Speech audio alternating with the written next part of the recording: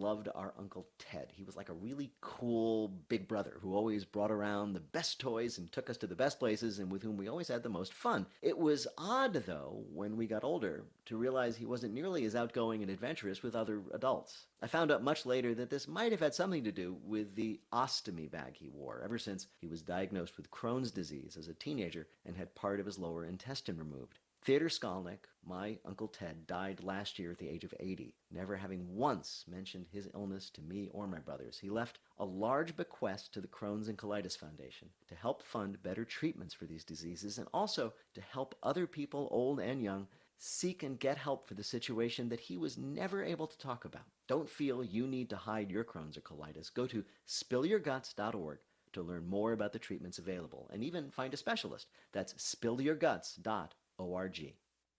When I was in Iraq, our convoy was hit. It was bad.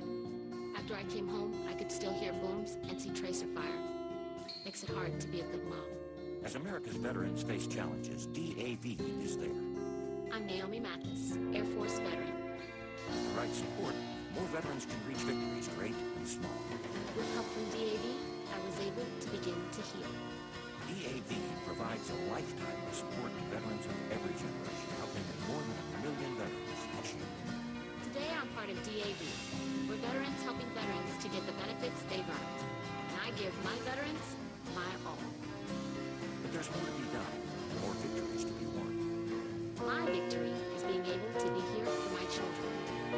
Naomi Mathis, thank you for your service. May your victories inspire many more. Support more victories for veterans. Go to DAV.org. We are real sports talk. Sports 56 WHBQ. Available on your radio dial at 560 AM and 98.5 FM, as well as around the world online at sports56whbq.com. Take us with you everywhere by downloading the Sports 56 app. And at home, just say, Alexa, play Sports 56. Wherever you are, stay tuned in to real sports talk. Sports 56 and 98.5 FM. Sports 56, WHBQ Memphis, and W253DF Memphis, with Dave Woloshin, weekday mornings from 10 to 11. It's time to get up and get your day started. Morant. Oh! A jawbreaker! It's Sports 56 mornings with Greg Gaston and Eli Savoy on Sports 56 and 98.5 FM. The first hour of Sports 56 mornings is brought to you by the Big Green Egg. Now, here are your hosts, Greg and Eli.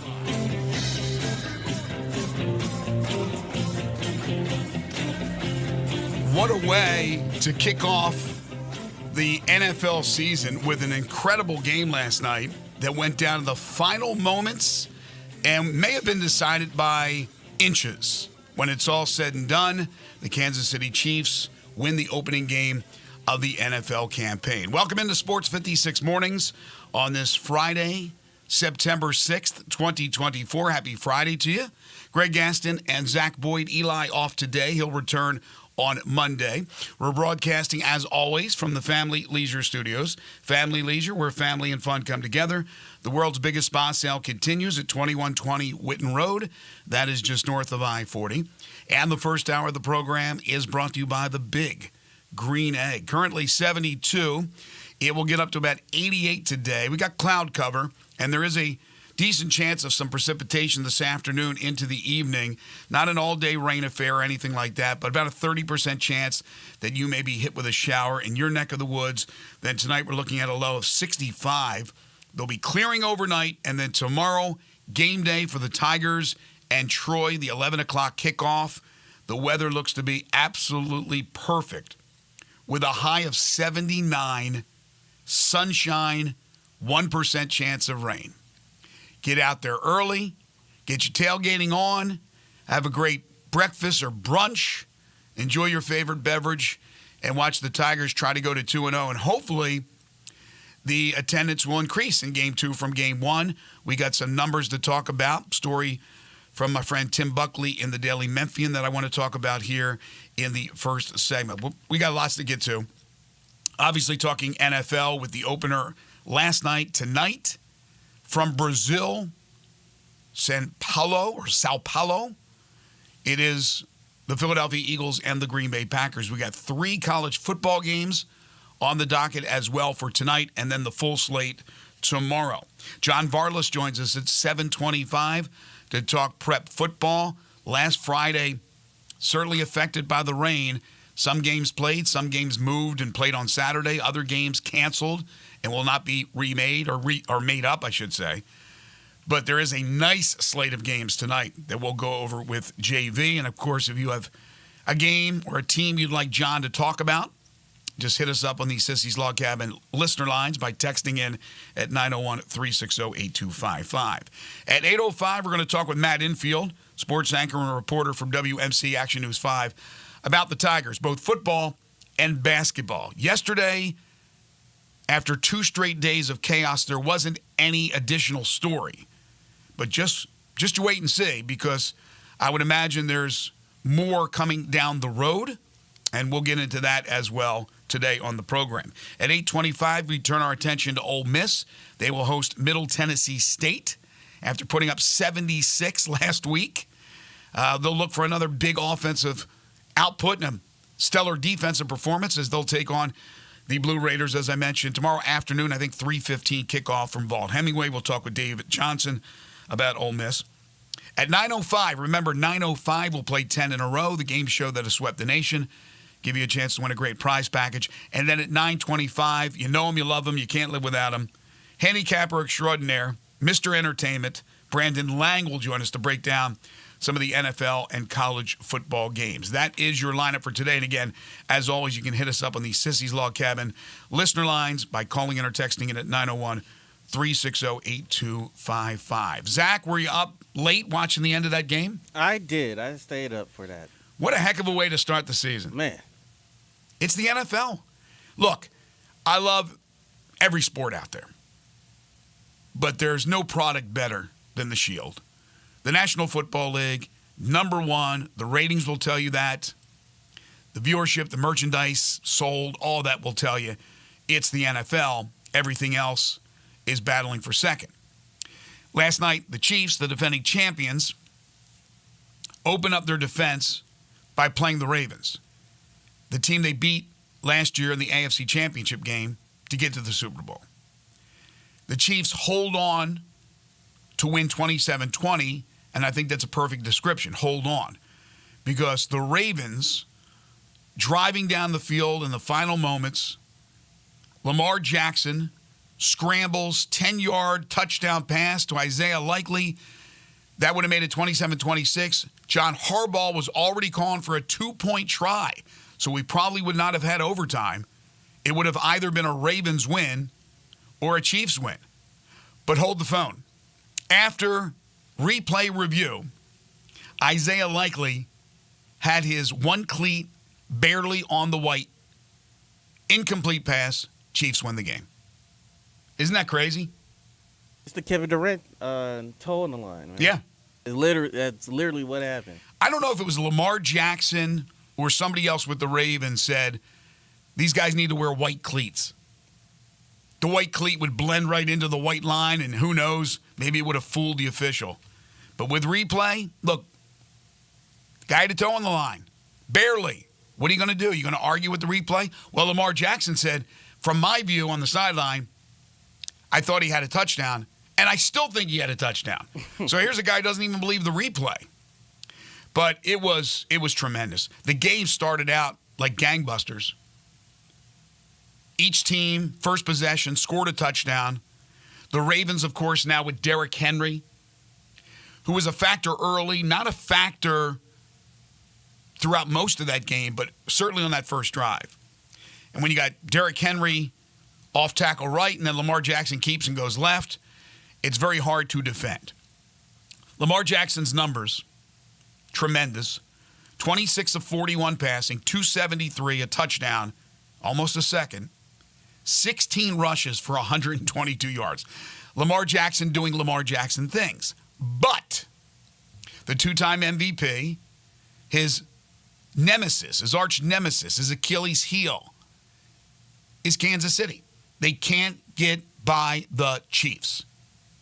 And that's why it's hard to pick the Ravens to go to the Super Bowl. I think Eli did. Can they finally break through? I don't know. Isaiah Likely, despite not getting a touchdown on that last play, and said next time I'll have 2 feet in. I don't know. You can blame the wide receiver, certainly. You got to get both feet in, but it's a bang-bang play. 9 catches, 111 yards, and a touchdown. So he had a big game. On the other side, Kansas City. Patrick Mahomes, the best in the business, 20 of 28, 291 yards. He was running for his life an awful lot. Threw a touchdown, had a pick. So it was a good game for Patrick Mahomes. Not a great game for Patrick Mahomes. But boy, does that guy have weapons. So Xavier Worthy, the rookie from Texas, what an impact. First game, first carry. He gets the carry, right? He's a receiver, slot back, whatever. They can move him around. Goes for a 21-yard touchdown run. So fast. Tyreek Hill on social media commenting on that. Man, that would be an interesting race if you put those two together. Tyreek Hill versus Xavier Worthy. Worthy, like he was shot out of a cannon, goes for the touchdown. He later would catch a touchdown. So the rarity. First game. Touchdown run, touchdown catch. He had 2 catches for 47 yards. Rashee Rice is back. Now, I know the whole legal situation explained very eloquently in the pregame by friend of the show, Mike Florio. So even though he's got several felony charges against him, it doesn't appear that he will have to go to court until after the season. So his legal problems appear to be after the season, if they happen at all. Who knows what ends up being dropped. But that's why he's playing, because I question whether or not he should be playing. Now, you could say, well, maybe the Chiefs should have suspended him. That's an argument, but they didn't, and he's going to be a huge factor. Speed kills, as they say, and they have a lot. And remember, Hollywood Brown's out. They're going to get him in a couple weeks. Then you have the old reliable Travis Kelce. I don't know how you beat Kansas City. I really don't. Although I had San Francisco in our picks on Wednesday beating Kansas City in the Super Bowl. So great game. Again, tonight you got the Eagles and the Packers, a lot of green down in Brazil. And then the full slate on Sunday, a Sunday night game, a Monday night game, the return of the Manning cast. By the way, did you see the commercial for the Manning cast? The extravaganza that lasted 9.5 minutes. It was like a little mini show. No, I didn't see that. Oh, you got to see it. It's hilarious with all kinds of cameos from people from all entertainment venues, sports, music, Hollywood.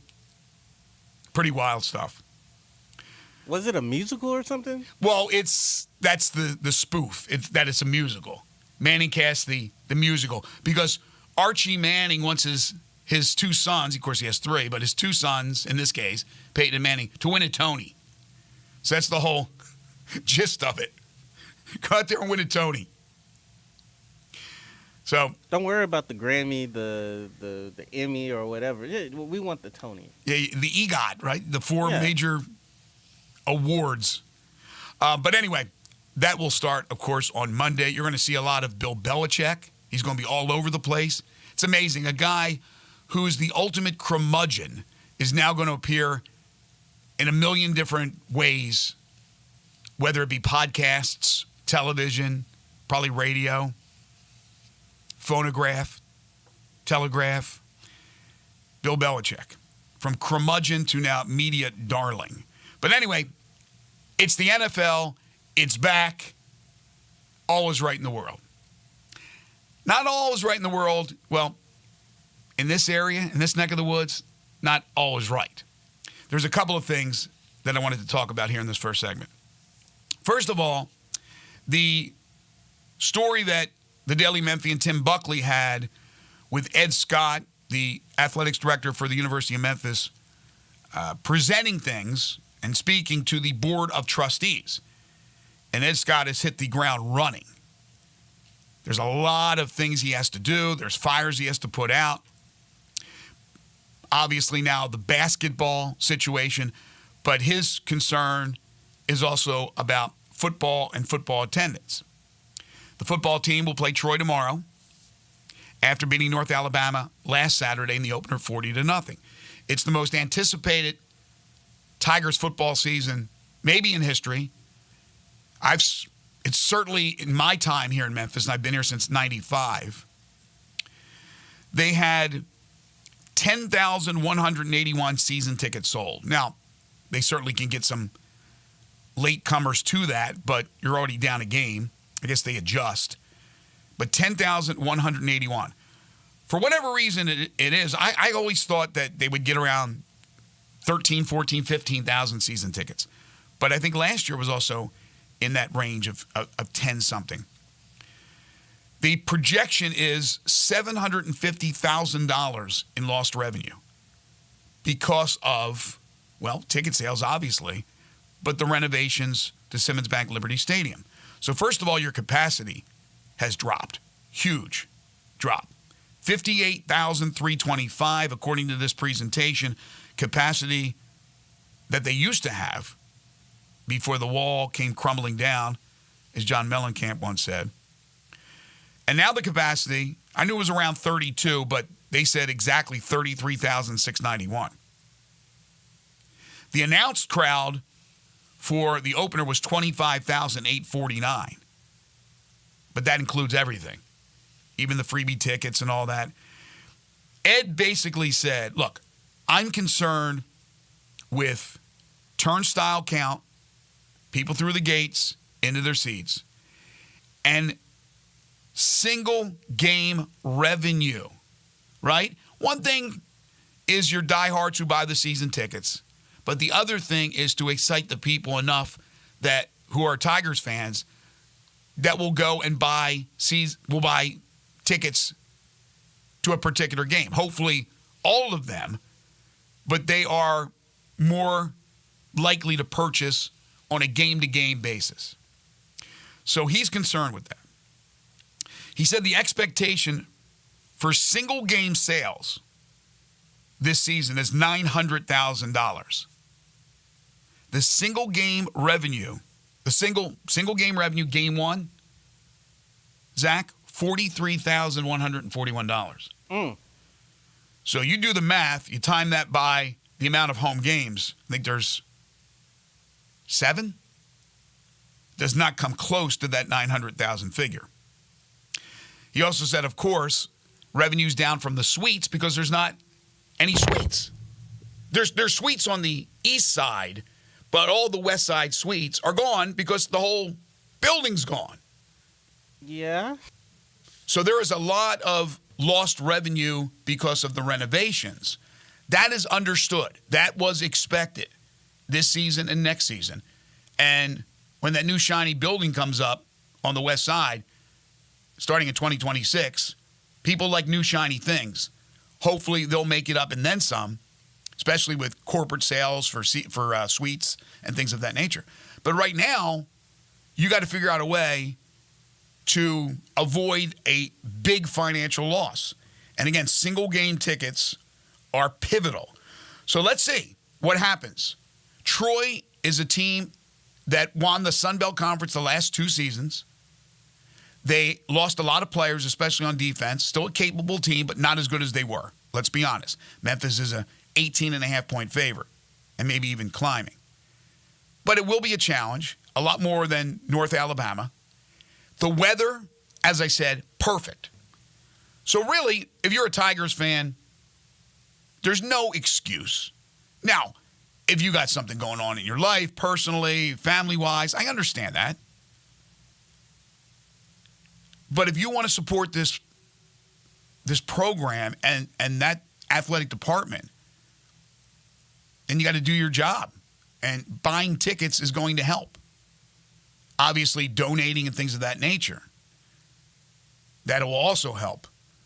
But getting out there on a beautiful day, kick off your Saturday, kick off your weekend, watching what hopefully will be for Tigers fans a Tiger win. I don't understand why they can't get capacity, 32,000. Is that too much to ask for? Ohio State's not coming to Simmons Bank Liberty Stadium. I don't believe Alabama is on the schedule. This is what you have. So we'll see what happens tomorrow. But hopefully there'll be a big improvement for single game ticket sales and the attendance goes up because they have to figure out a way to find that lost revenue. And then, of course, while Ed's dealing with that, he's dealing with the basketball fallout. Yesterday I was on, as I am every Thursday, with Brett and Bryant on Sportstime. And Brett asked me point blank, will Penny be coaching opening game against Missouri? And I said yes. He said no. Now, certainly, if more information comes out, there's a good chance that could happen. But I just wonder what the next step is from the person who sent the anonymous letter with all these allegations, which right now are just allegations. I don't think Ed Scott, who has already come in there and trimmed the fat, if you will, is going to make a head coaching change. I saw a story today, I think it was in the DM, it may have been Parth Upajai, friend of the show, about the players and their reaction to what's going on. And the players that he talked to, or at least their corner, their parents, their handlers, whoever it was, that there's nothing changes, that they're in it to win it with Penny. So that's good, if that is the case. So it doesn't appear there's going to be some mass exodus or anything like that. But I don't think there will be a change. Not now. But again, that's subject to change with each passing day and each story that comes out. So we'll see what happens. But yesterday, a little bit calmer, Zach, than it was the prior 2 days. The last thing I want to do is in September go an hour, 2 hours, 3 hours, that's the length of our show, talking Tiger basketball. We will have plenty of time to talk Tiger basketball. If you're talking about it in early September, pre-Grizzlies, but right at the start of the football season, there's a problem. Yeah. And there has been a problem, obviously, for several days now. But today, luckily, unless something breaks here in the next 2 hours and 40 minutes, we won't have to deal with it too much. Now, we will talk to Matt Infield, as I mentioned, about it when he joins us a little bit later on in the show. May even get a comment from Mr. Varlas, but we're going to concentrate, obviously, on prep football, and that'll be coming up in just a few moments. Also, the NCAA's proposed $2.8 billion settlement with the college athletes, which we thought is going to be a given, right? That $2.8 billion, which is a lot of money, but it seemed like it was definitely going to happen. Not so fast, my friend. Runs into trouble with a federal judge.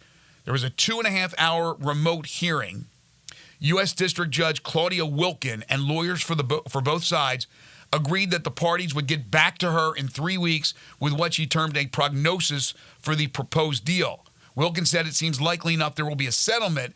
However, there's basically an issue with the NIL through the collectives and then through the boosters. What is deemed boosters? The amount of money that you would have to reveal yourself, which was $500, I think it was, as a booster. And it's just really complicated.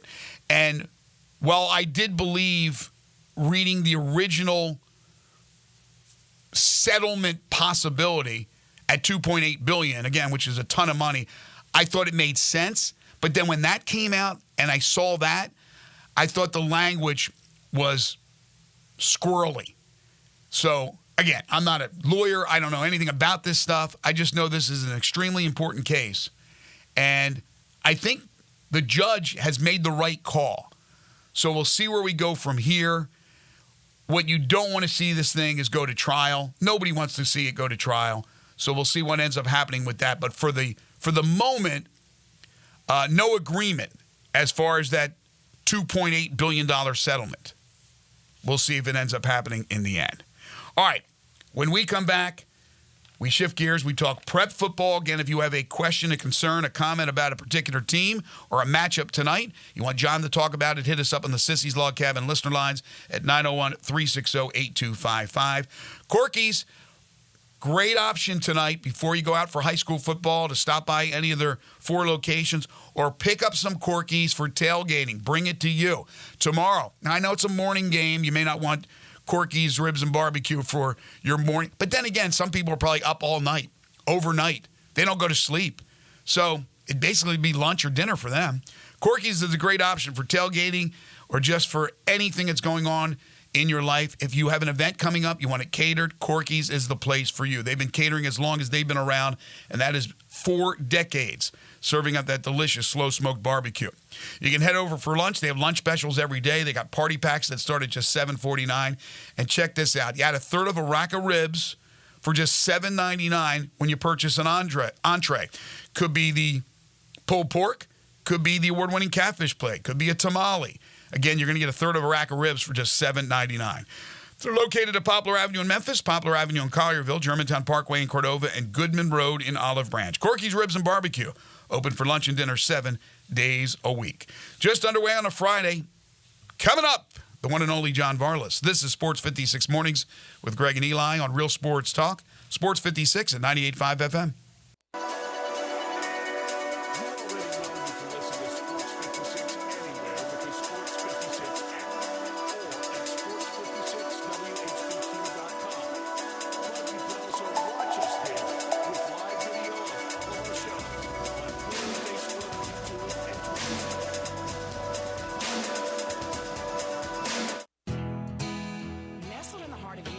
Located corner of Park and Cherry is a beautiful residential neighborhood. I'm here at Town Village Audubon Park interviewing a new resident, Carolyn. Share with us why you chose Town Village. Well, if your parents or special friends need to make that big move, let me share with you my experience. It was tough for me to leave home, but then I discovered Town Village. I would like to highly recommend Town Village to you and your loved ones.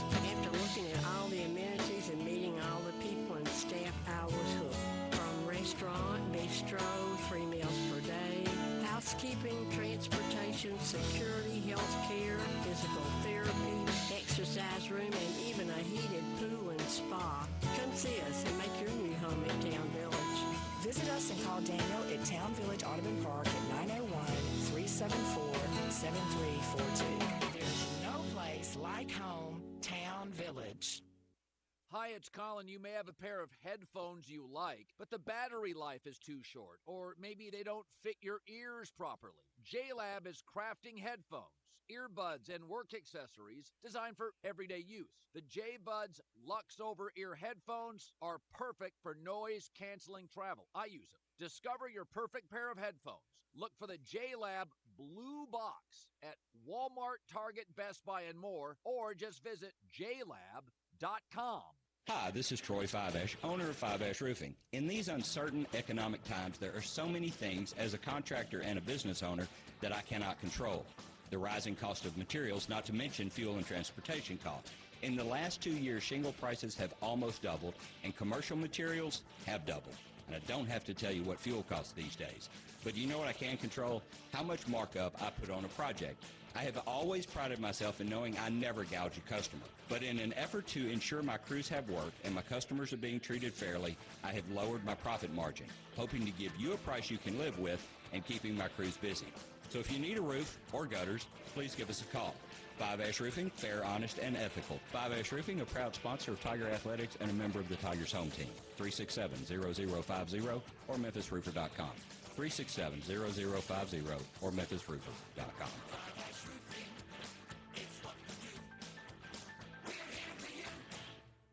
Ole Miss Rebel Yell is back. The Rebel Yell Hotline Radio Show is back on WHBQ Sports 56 and 98.5 FM. Every Monday night at 6, hear the latest news on your Ole Miss Rebels with Yancey Porter with 24/7 Sports, former Ole Miss defensive tackle Mike Fitzsimmons, Gordon Ford covering SEC Sports Call, and former Ole Miss baseball announcer Gary Darby. From kickoff to free throw to extra innings, your Ole Miss Sports on the Rebel Yell Hotline Show right here Monday night at 6 on Sports 56, 560 AM and 98.5 FM, your Mid-South sports station. Sports 56 traffic. Good morning. Still a mess out there on 40 eastbound as they mop up an accident right at 269 as you leave Shelby County headed towards Fayette County. Again, give yourself a little bit of extra time. It's been creeping along out through there as THP works that accident with injuries on 40 eastbound out there at Airline Road near 269. It's heavy coming the other direction, just that normal buildup. They're coming westbound on I-40 where we did have a wreck there earlier this morning in that same area. Hey, Weimer's Jewelry, 7525 Highway 64 is your full service family-owned jewelry store right here in Memphis. Go see them this weekend. I'm Commander Chuck with your on-time traffic.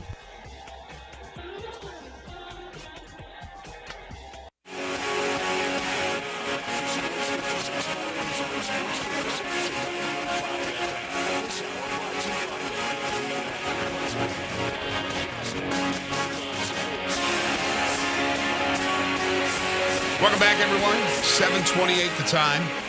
Hour one here on Sports 56 Mornings. Greg Gaston, Zach Boyd producing. Eli off today. He returns to the show on Monday, getting you set for the sports weekend, getting you set for Friday night football. It's time for John Varlas. It's time for Greg and Eli's weekly visit with John Varlas of Daily Memphian. Check out John's prep sports coverage and much more at dailymemphian.com. John is brought to you by Shoot 360 Memphis, where pros and preps go to get their shot on. Shoot 360 Memphis. Now here's John Varlas with Greg and Eli. He is the award-winning Daily Memphian prep reporter, but so much more. He's John Varlas. You can follow him on Twitter at John Varlas. He joins us every single Friday. He's brought to you by Shoot 360 Memphis. John, first of all, great to see you again. And it's a big Sunday for Shoot 360 Memphis with the Cordova Grand Opening. Yeah, how are you, Greg? I'm doing great, thank you. And Zach, good morning. Happy Friday to everybody. Happy NFL football season. Yes. Greg, I can tell you're excited about the big game last night. It was a great game. Isaiah not likely. How about that? Right? Yeah, that's good. Unlikely. That's good. New nickname. That's good. That's all right. That's why you got to wear those white cleats, though. I'll be here all week. Try the veal. That's why you got to wear those white cleats. Exactly. So I don't know if it was Jackson said it to him, Lamar, or somebody said you got to wear the white cleats. It blends right in. That's an old adage. I mean, that's it makes sense, right? Yeah, it makes sense. But no. So Cordova Grand Opening on Sunday for Shoot 360, 3 to 6 at 1375 Big Orange Road.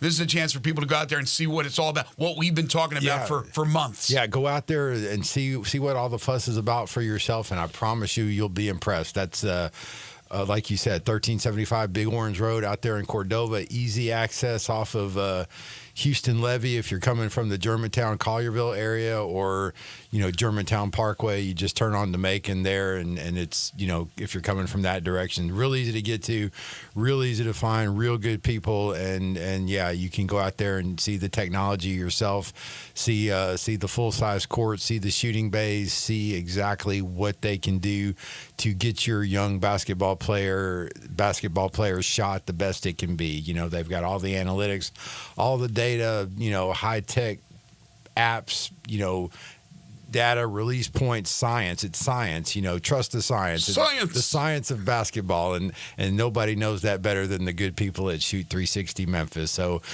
give them a call. The number for that new Cordova location, 779-3176, or you can call the original location that's in Collierville. They're still going strong, 316-5500. You can be a member at one facility, both. You can do monthly memberships. You can do long-term memberships. But, yes, we encourage you to go out there Sunday, 3 to 6, at the Big Orange Road location there in Cordova. Give them a try. Check it out yourself. And I bet you'll be impressed with what you see out there. I think you will. And I'm going to try to make it over on Sunday as well. We always begin, if you don't know this by now, with John Bortles' segment by having John pick a bone, because there's always a few that he wants to pick. You can't use Mother Nature as the bone to pick, which we'll talk about in a few moments. Last Friday, obviously putting a damper on a lot of games, but I'm sure you have one. Well, I sort of am. I mean, and again, I'm going to kind of pick on my friends at the TSSAA again. So this is the second week in a row. Ouch. Yeah, well, I know. It's just the lightning rule policy, the lightning delay policy. It's just a little preposterous, and I mean, and there's so. What is it for those who don't know? So the rule is if lightning is spotted within the vicinity of the stadium. And I think it's a certain radius. I think it's 8 miles, 10 miles. If lightning is spotted, everybody's pulled off the field, and you have to go 30 minutes without another lightning strike being spotted before you can bring the teams back out on the field. The problem with that is, and what makes it what makes the rule not good, in my opinion, is that the clock resets whenever whenever the lightning is seen again. So you could go 20 minutes without seeing lightning, 25 minutes, then you see a lightning streak, and then the clock resets. So that just drags things out interminably, and I just think with football being the way it is, so few games. If you miss there's only 10 football games. If you miss a basketball game, okay, that's not ideal, but there's 25 others, there's 30 others. You miss a volleyball match, there's 30 others. Soccer, 15, 18, 20 matches. Football is only 10 games. 10% then. Right. You've missed 10% of your season, and it, and since it's it affects your preparation, it just affects so many things. So I really hope, I implore the smart people at the TSSAA, the people on the executive committee, the legislative council, maybe look at that lightning rule and see if we can come up with perhaps a more common sense policy. Do you have a suggestion? I don't have a suggestion, and so I'm just voicing the problem. So I don't have a suggestion right now. Yeah, look, I understand. College has the same deal. No, NFL has a lightning policy too. Right, but the thing of it is the issue I have is the resetting of the clock aspect of it, because your game starts at 7:00. Lightning is spotted at 6:30. You can't bring the teams back until at least 7:00. Fine. Okay, you get to, like I said, 6:50, 6:55. Then you see lightning. Then the clock resets again. So it goes all the way. So it's another 30 minutes that you have to wait. Another cycle, exactly. And we lost some games that last week. We didn't lose any region games, and I think that's why they were a lot of them just didn't bother to be rescheduled. Right. And we have a problem with officials too. These officials, maybe they're working their regular job on Saturday, maybe they're working a college game on Saturday. So that's a problem too. When the officials come into play. So not to mention revenue for the home team. You lose your revenue. I mean, yeah, Bartlett, for example, playing Lausanne last week, big game.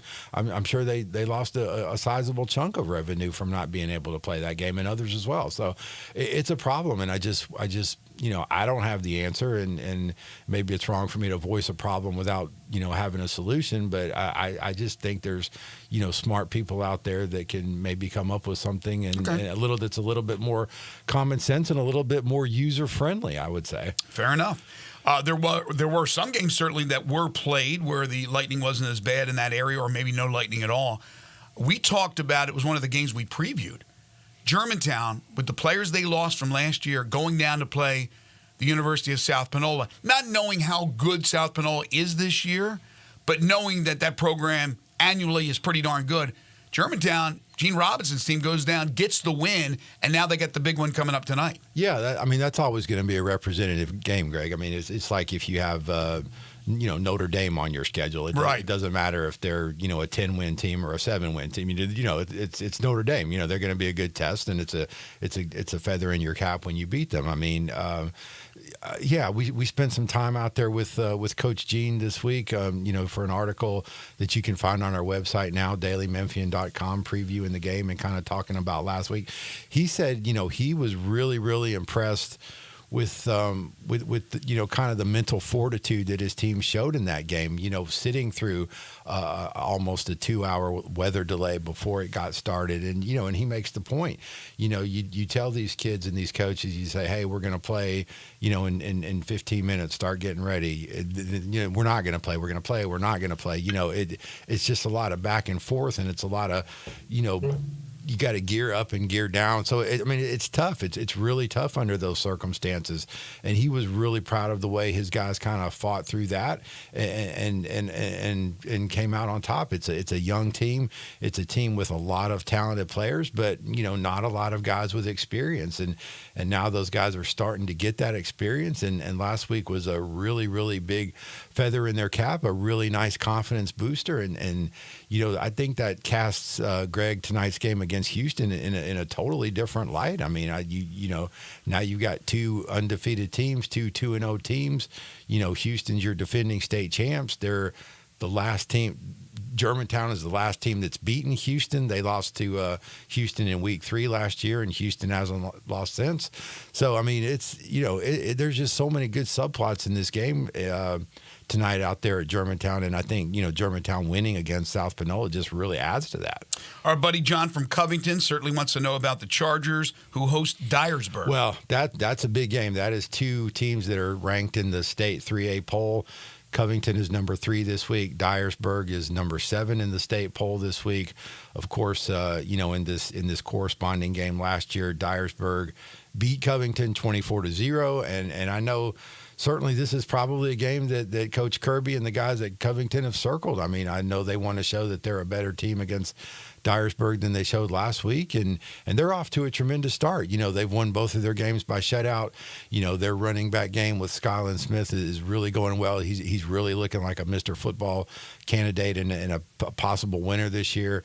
His brother Jaheim Smith is coming in and spelling him too. Both of those guys had 100 yards and 2 touchdowns last week against Brighton.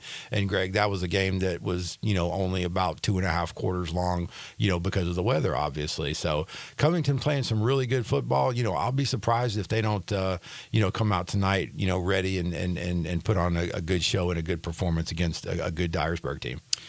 Bartlett, after having the game canceled last week against Lausanne, play at Collierville. Yeah, that's another huge matchup in Region 8 6A. You got Bartlett, which is 1-0 after that Week 1 victory against MUS.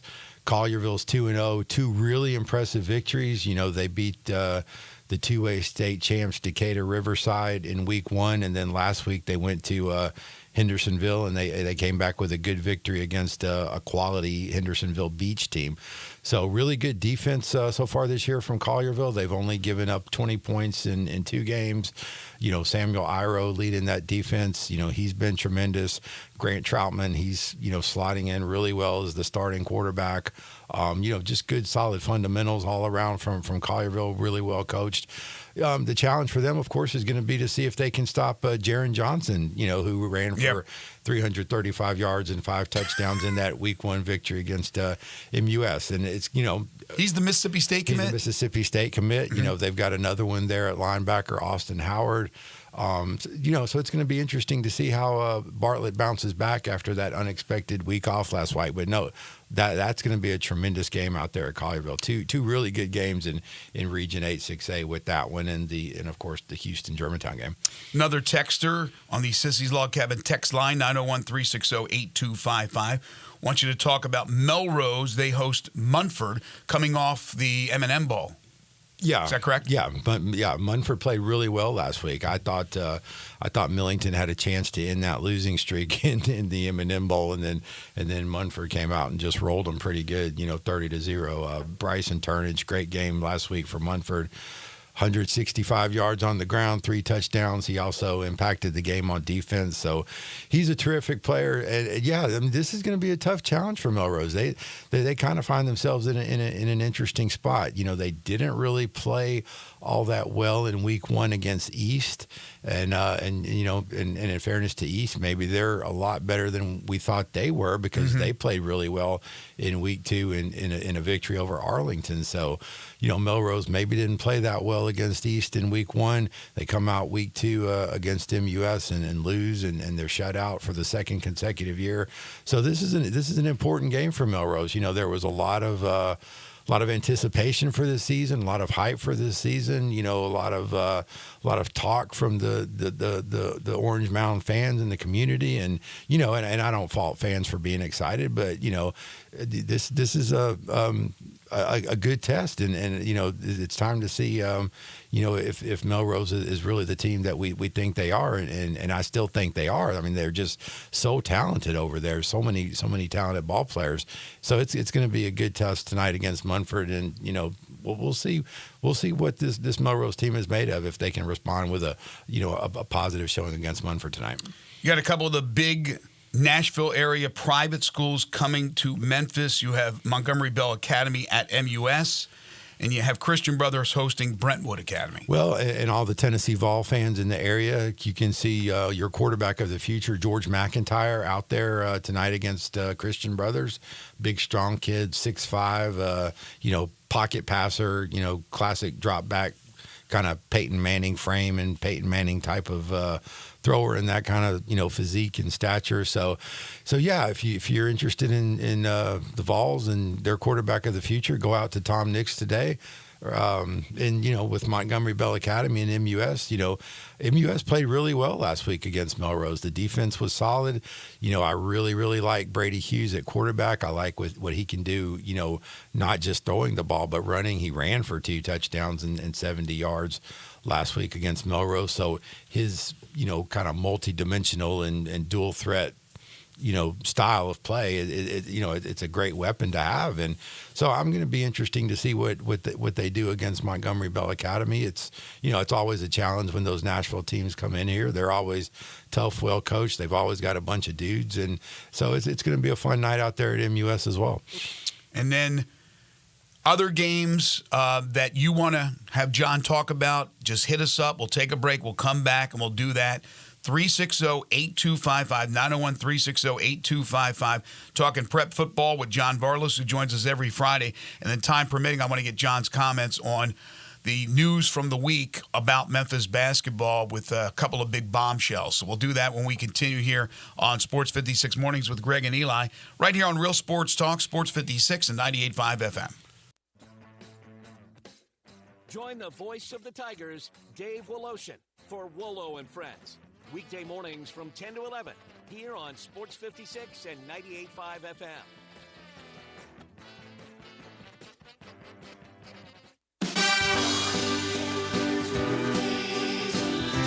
Chris Price here for Brian Elder Roofing. For nearly 2 decades, we've installed some of the best roof systems across the Mid-South. To the tens of thousands of clients we've served, we are honored. So many of you call our team at Brian Elder Roofing your roofers. Our team is dedicated to serving you and keeping your family safe, dry, and mold-free. The recent hailstorms have caused massive damage, and many of these will go unnoticed for years, even though the golf ball-sized hail we just experienced in the Mid-South compromises even the best-built roof system.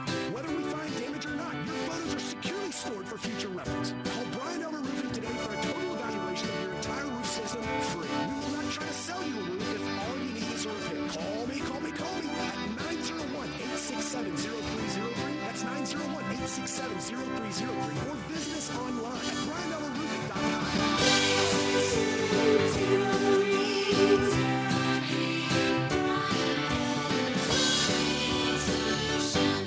They can't get that Central Barbecue location on Central back open soon enough. It's still going to be a little while. They do things right at Central Barbecue. That's why every location is so unique. I know, but there's a lot of different Central Barbecue locations, but I miss the OG, the Central Barbecue on Central. You know, it's going to be completely different. Well, not completely. Yeah, when the Central Barbecue location on Central reopens, it'll be bigger, nicer, more streamlined. But still on Central. That's about the only thing. For the time being, until they tell us different, you can't go wrong with any of the Central Barbecue locations. You know, I think we broke a record for saying Central Barbecue the most times in a Central Barbecue commercial. For retro cruiser styling packed with modern innovations, riders of all skill levels choose a Honda Rebel. Incredible motorcycles with a stripped-down style and a full package of features. Both the 300 and the 500 offer compact power inside a lightweight frame. Combined with a low-slung seat, the Rebel is easy to start on. And with new colors for this year, they are impossible to ignore. Go to DeSoto Honda to check out the 2023 Honda Rebels. Cruisers with premium style and performance to enjoy every second. Use the street as a racetrack with a long with your own driving.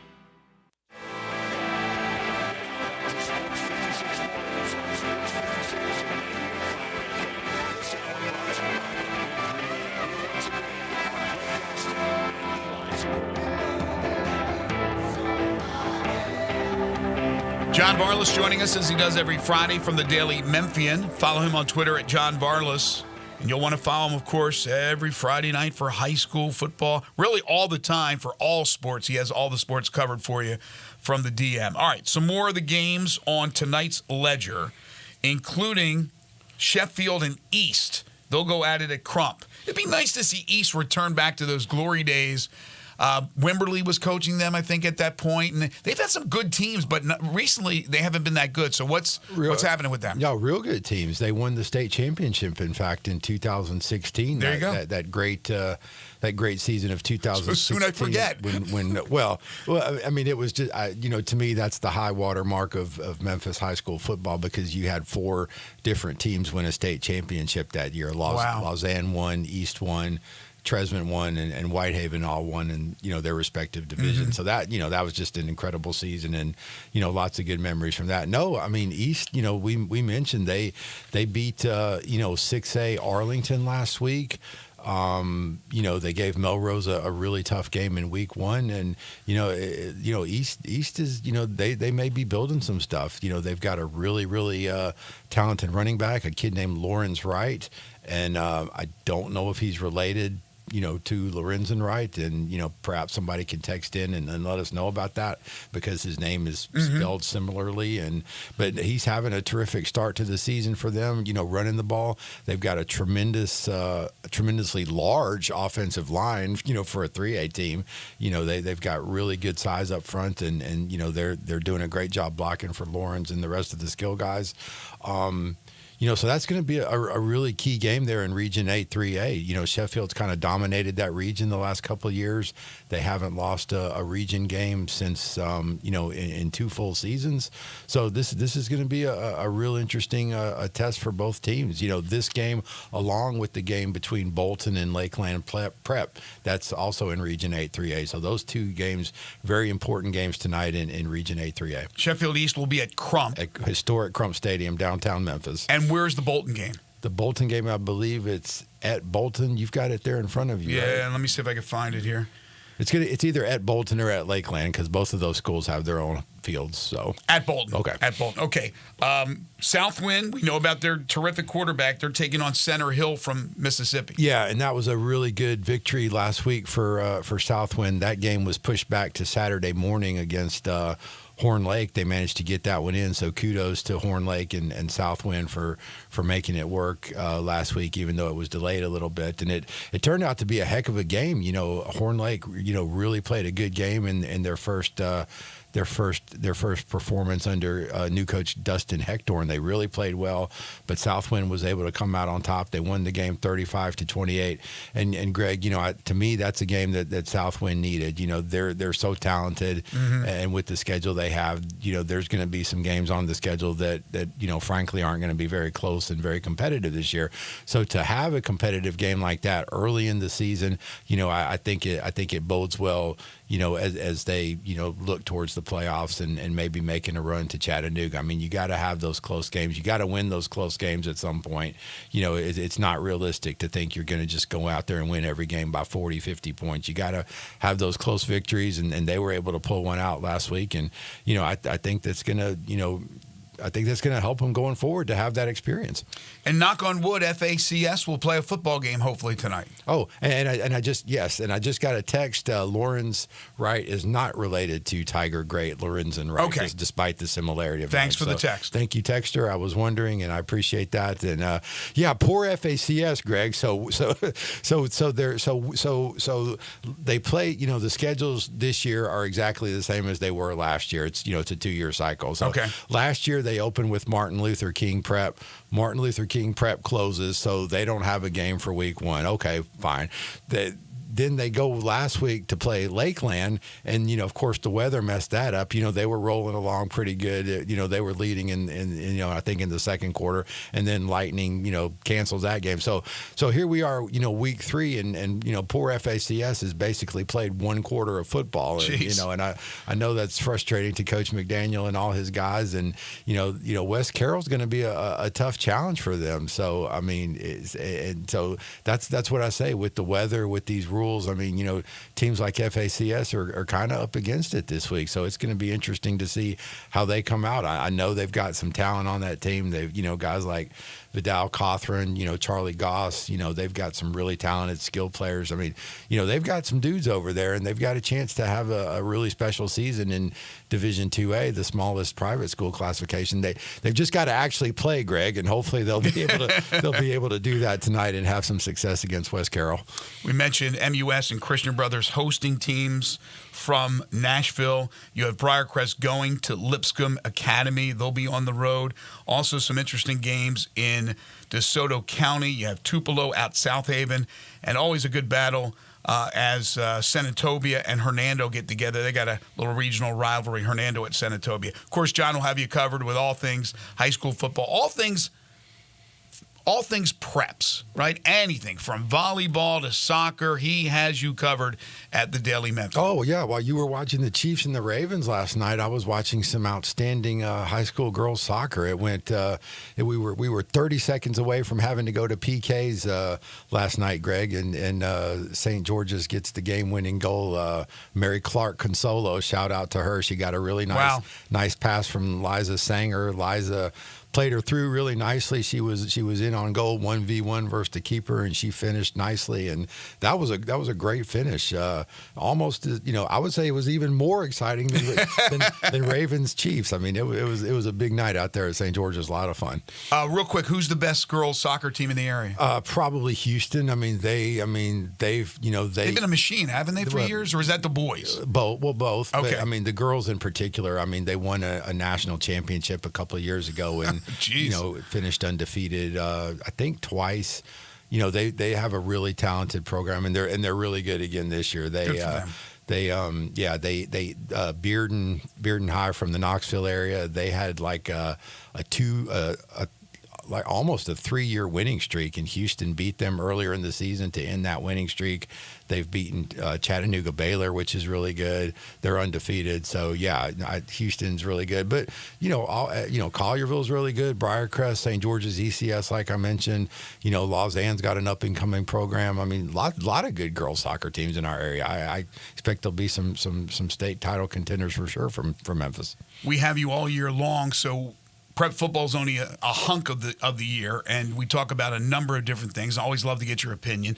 We don't have a ton of time, but I did want to get your thoughts on the happenings of the last few days with Memphis basketball. It's just a shame that here we are in football season, basketball season's a couple of months away, and unfortunately we're talking about stories like this, but the ouster of 4 coaches, including lead assistant Rick Stansbury, followed by the letter that was sent that the NCAA now has through the University of Memphis, the allegations of all these improprieties that have happened, whether it be academics or recruiting. Your initial thoughts, of course, we don't know what the fallout will be. That's to come. But your initial thoughts on what you read. Concerning. You got to be concerned, Greg. I've talked to you and Eli about this, before when the subject of Memphis basketball has come up. There's just no consistency within that program. There's no consistency on the staff. There's no consistency within the roster. And I get it. I get that it's a different era. I get that there's essentially, free agency with the players every year. But, we've seen it with, programs like Kentucky and North Carolina, other programs with way more success, way more history, way more resources, way more tradition than the University of Memphis, that it's not sustainable to be able to turn over the roster every year and expect to have success. It's just not. And then when you factor in the turnover with the coaching staff, we heard from Penny Hardaway all off season, all summer, September, we were going to hit the ground. We were going to be ready to rock and roll. Everybody was going to be in place. Everybody was going to be locked in. Everybody was going to be ready to work. The schedule was going to be fixed. It's all going to be done. Well, September gets here, and it's just more upheaval, more turmoil, more changes, more inconsistency, and I just, Greg, for the life of me, I don't see how you can have a sustainable program like that when there's so much change, so much constant change, so much constant turmoil. It just seems like it's always something, and I hate it. I mean, Penny Hardaway seems to have it in his head that there's people out there that want him to not succeed. I don't think that anybody in Memphis doesn't want him to succeed. Any Tiger fans don't want him to succeed. Sure, yeah, maybe there's UT fans or Ole Miss fans or just quote unquote haters in general that want to see him fail. Yeah, I mean, there's always going to be people like that, but by and large, everybody wants to see this thing succeed. And, for what it's produced thus far under his tenure, you'd have to just, in all fairness, you have to say it's not succeeding.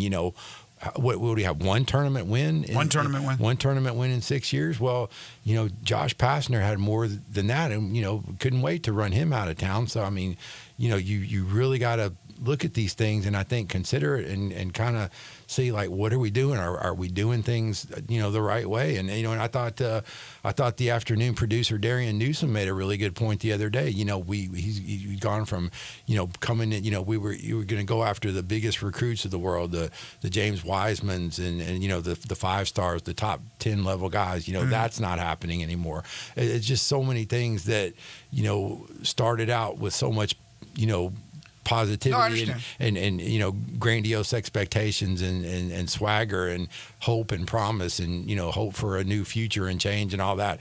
It's just not come to fruition, and it just seems to be trending in such a really, really bad direction right now. Well, I appreciate your opinion, and you have, remember now, different eyes looking at the situation from the inside, with a new athletics director, and it's gotten a relatively new president also in Dr. Bill Hargrave. So we'll see what happens. He's John Varlas. He's brought to you each and every week by Shoot 360 Memphis. Don't forget the Shoot 360 Memphis Cordova grand opening. Although it's been open, it's the official grand opening. It's free to everybody to come see what they're all about this Sunday from 3 to 6. That's at 1375 Big Orange Road. Follow John, of course. We'll have you covered tonight with all things high school football. We'll talk again next Friday. Yeah, and if you're planning to go to that Germantown-Houston game, the city of Germantown has asked that you get there early. They've got the Germantown Festival going on, so parking is going to be even more of a premium than it normally is at Germantown High. So if you're going to be there, get there early. I'll be there early. Come say hi to me. Come keep me company. You can buy me a hot dog and a soft drink or whatever. And we'll enjoy. No begging, John. No, I'm kidding. I'm not above begging, but we'll have a great game. I'll see everybody out there tonight. And that's a great words of advice. But we know Memphians, boy, they love to go early to events, don't they? Oh my gosh, Well, we are last second people. Well, aren't we? you may not get a spot if you wait too late. So. That's true. He's John Varlas. Follow him on Twitter at John Varlas. That's 1 hour in the books. When we come back, we open up hour 2. We'll get back into Tiger basketball, Tiger football as well with Matt Infield from Action News 5. This is Sports 56 Mornings with Greg and Eli on Real Sports Talk, Sports 56 and 98.5 FM.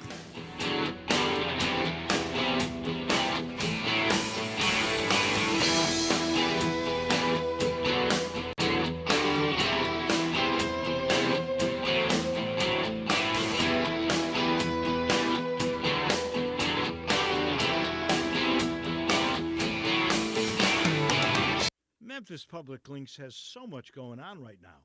Audubon is right around the fairway. Wait until you see when this thing is a finished product. Fox Meadows is in great shape. The Links at Pine Hill is now a masterpiece of a place to play, as are really all the other Memphis public golf courses. Galloway is playing like a championship course. They just finished the 75th year of the OPO, and Overton Park is now talked about, and that layout all across the state. And by the way, folks, it's so easy to make a tee time. The hard part is getting your buddies to pick their time. You go online to memphispubliclinks.com, select your course, then grab your tee time. Simple, easy, and incredibly convenient. Also, on the website is a schedule of upcoming events. There you'll find something that will interest you. Again, if you want to book a tee time or find out more about tournaments or other events at any of the great Memphis public golf courses, go online to memphispubliclinks.com. Our daughter Jessie loves playing detective. But since we discovered she has sensitive skin, we've been playing detective too. We thought the problem was our puppy. But it was actually our old detergent. So we switched to Tide Free and Gentle. Tide Free and Gentle has no dyes or perfumes, so it's gentle with the skin. If it's gotta be clean, it's gotta be Tide Free and Gentle. This back-to-school season, Tide and Downy are giving back with $1.5 million in scholarships. Enter to win. No purchase necessary. US/DC 17+. Ends September 30th. Rules. Tide.com/scholarships/official rules. If you need glass replaced, there's only one name you need to know. Binswanger Glass, the largest full-service glass company in the U.S. They've been an industry leader for over 145 years. For all your residential, commercial, or auto glass needs, Binswanger Glass is the name you need to know. 24-hour emergency service for all commercial customers, plus a nationwide warranty on all professionally installed glass. Visit Binswanger Glass in Midtown at 340 South Hollywood, across from the Liberty Bowl. Visit BinswingerGlass.com. Binswanger Glass. Join us celebrating 26 years of Napa Cafe. Hi, I'm Glenda Hastings, owner of Napa Cafe, and I'm inviting you over for dinner. Treat yourself tonight with a delightful dinner of scrumptious combinations, fresh salads, homemade soups, or maybe start with an appetizer like our baked Dungeness crab dip with manchego cheese, lemon, garlic, and French baguette toast. Drift into one of our fresh seafood dishes like the caramelized sea scallops with curry beurre blanc, black forbidden rice, and Thai mango salad. Or our ancho honey glazed salmon with creamy black bean puree, avocado pico de gallo, and jalapeno crema. Maybe you're looking for something cozy and comforting, like our Duroc pork chop with apple brandy demi-glaze and blue cheese bacon mashed potatoes. We have something for everyone. Napa Cafe, open Wednesday through Saturday for dinner starting at 5 o'clock. For reservations, visit our website at napacafe.com. Come join us as we celebrate 26 years of Napa Cafe. I'd sure love to see you. 56, WHBQ Memphis and W253DF Memphis with Greg Gaston and Eli Savoy. Weekday mornings from 7 to 10. Sports 56 traffic.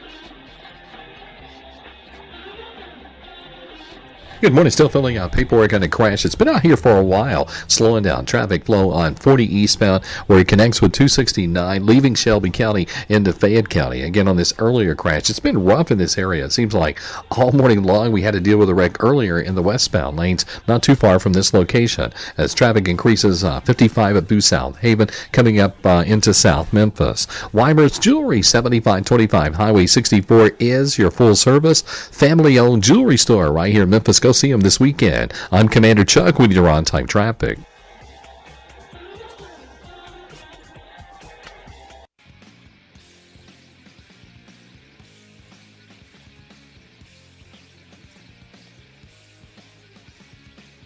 Now back to Sports 56 mornings on Sports 56 and 98.5 FM.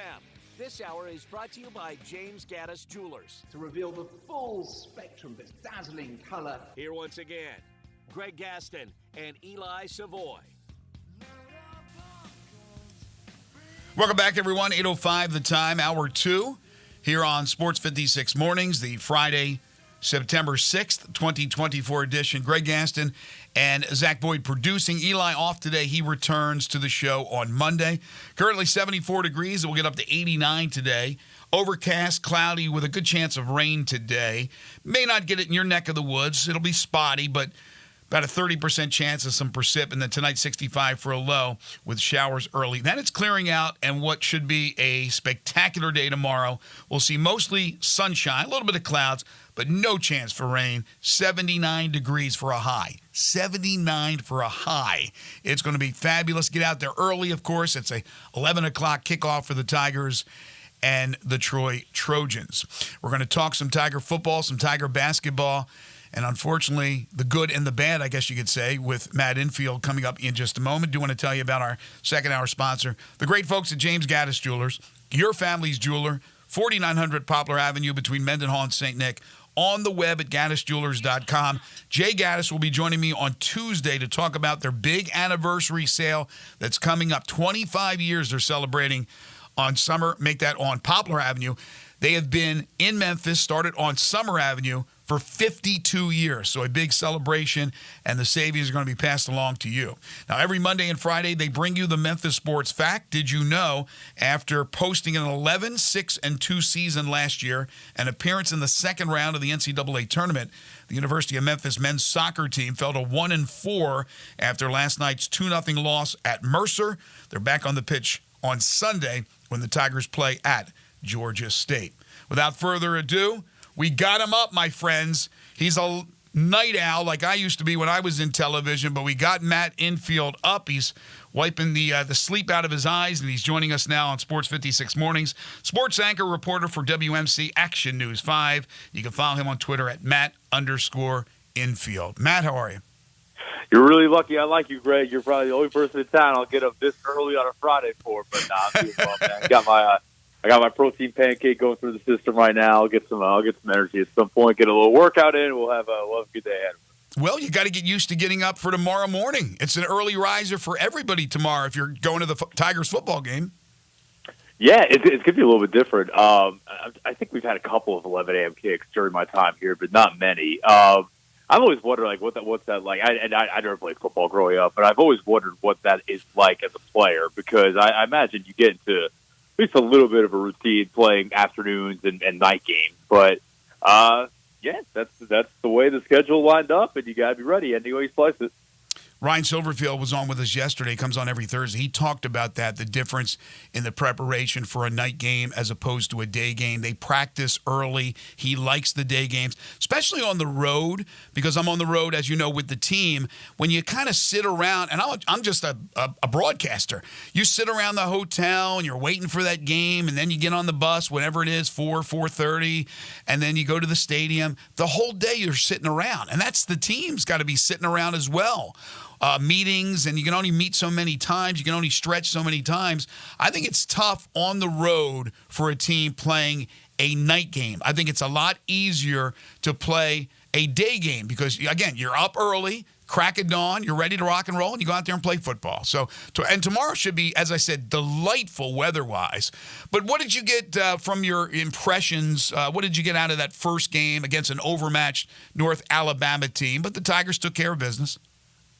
Yeah, just kind of, like the offense played kind of a clean, smooth game, right? Like Seth Hennigan didn't have to do anything too crazy, which is fine. He was efficient. He was accurate. That's all you could really ask for in a game like that. He didn't have to put the team on his back or anything like that. Obviously, the running back rotation is going to be a talking point, assuming that Sutton Smith is out for a long period of time, which it sure looks like he will be.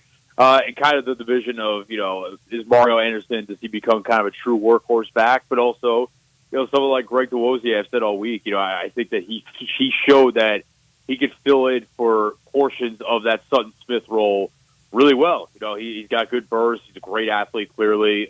He was good catching the ball out of the backfield. So, liked what I saw there. And then defensively, I think the biggest thing is obviously they shut them out, and that's cool. And I don't know if it's to be expected against a team where you have that much of a talent gap as Memphis did over North Alabama, but I think above anything, just kind of the mentality they seem to have with how they're flying around the football, just laying the wood on some of those hits. And I think that the defense has a real chance to take a step forward this year. Now, obviously, they are going to face tougher tests in North Alabama, probably starting tomorrow.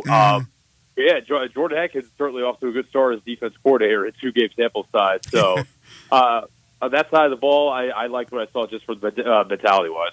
Matt Infield joining us on the Sissy's Log Cabin guest lines. You can watch Matt on Action News 5. All right, you mentioned the running back room and the Sutton Smith injury. We're going to find out, I think, pretty quickly how much they missed Blake Watson from last year. I don't know if people really appreciated how good Blake Watson is. Now, Mario Anderson comes from South Carolina and I think has the potential. But he was going to split basically time with Sutton Smith. Now you look at him getting the bulk of the carries, the bulk of the time on the field, the bulk of the touches. As you mentioned, DeWozier has to step into a different role. Brandon Thomas, I don't know how dependable BT is because of the injuries that he has battled throughout his career. So all of a sudden what was a deep room, the running back room, becomes a lot thinner. But this puts a lot more pressure on Anderson. Now what's interesting is Sutton Smith, throughout his career at Memphis, has, I think to this point, underachieved a bit. He had a breakout in the AutoZone Liberty Bowl game. But the coaching staff, to a man, incredibly high on what he was going to bring to the table this year. So this is a big loss. I don't think they have to adjust their offense by any stretch of the imagination. But, Matt, it makes it now where another, God forbid, injury to the running back room, and you could be in trouble. Yeah, and that's why, obviously, that position with the wear and tear that can come with it, that's why it's important to have depth right there. I think that, it's a good point in, what you had in Blake Watson. You're probably not going to totally replace with someone like Mario Anderson, and that's no knock on Mario as much as it is. Obviously, Blake Watson is on a 53-man NFL roster going into opening weekend. It's just kind of the all-around skill set that he had, both as a runner and as a pass catcher as well. And I think that's where, like I said, I think Duozier can pick up some of the slack with Son Smith out of the backfield pass catching. But I feel like Son was someone that Tim Clancy was going to use in a lot of kind of creative ways this year. We saw a little peek of that in the bowl game win over Iowa State. So maybe Duozier can pick up some of that slack there. But yeah, Son Smith is a dynamic weapon in the open field and someone that would have been, I think, had a pretty big year alongside Mario Anderson and along with all the other offensive weapons. So it's tough to lose him on the first drive of the season for sure. Hopefully not for the entire season, although there's not a ton of optimism around it right now. I think we'll find out for sure tomorrow. But yeah, you are being tested early, and I think Mario Anderson is going to have to prove his mettle pretty early as well. You know all about losing a key player in a first series of a season, don't you? Oh, God, don't do this right before Monday night, too. Come on, man. I know. I shouldn't have brought that up. We're joined by Matt Infield from Action News 5. All right, Matt, so the game on Saturday against Troy, tomorrow's game, it's a Troy team the last 2 years that has been terrific. Obviously, back-to-back Sun Belt Conference championships. They lose a lot on defense. It's not the same team. It's certainly a capable team. But as you just mentioned moments ago, it's certainly going to be a step up from the opponent they had against North Alabama. What are your expectations for tomorrow? To be honest, with Troy losing, like you said, all those guys defensively, losing Kamani Vidal, their star running back to the NFL, losing their head coach to Tulane, and they lost at home to Nevada last weekend. A Nevada team that was, 20? I know they made this game more competitive, but they were 25-point underdogs to SMU in week 0. I mean, all of a sudden, I went from thinking this could be one of the better group of 5 games this season to, okay, you have to, if you're the Tigers, don't play around here. I think that you need to win relatively convincingly. Now, if they win by 10 or whatever, no one's going to really complain. But, yeah, I think this went from, okay, this could be a dogfight all the way to the end, which who knows, it still could be, to if Memphis is the team that we think they are, they should take care of business relatively easily. So I'm not sure what the line is. Last time I checked, it was around 2 touchdowns, which tells me that the odds makers and whatnot expect a relatively easy win. So, the game has maybe lost a little bit of the luster for the Troy side. So I think Memphis needs to put their foot down. Line is 18.5. Wow. Right now. That's jumped up pretty significantly then. Yeah, I've predicted a 3-touchdown win, so we'll see what happens. One other thing about football before we move on to basketball, there was the story, I'm sure you saw it, Tim Buckley had it for the Daily Memphian. This was in response to Ed Scott's meeting with the Board of Trustees and about his concerns over tickets. Obviously, you have a very small capacity compared to what they're used to at Simmons Bank Liberty Stadium. Not like they were selling out 50-something thousand for their games in the past, but you're only talking about 33,000 capacity, and last week it was announced at 25,000, and that includes everything, including the complimentary tickets and things of that nature. Tomorrow, the weather's supposed to be spectacular, as I talked about.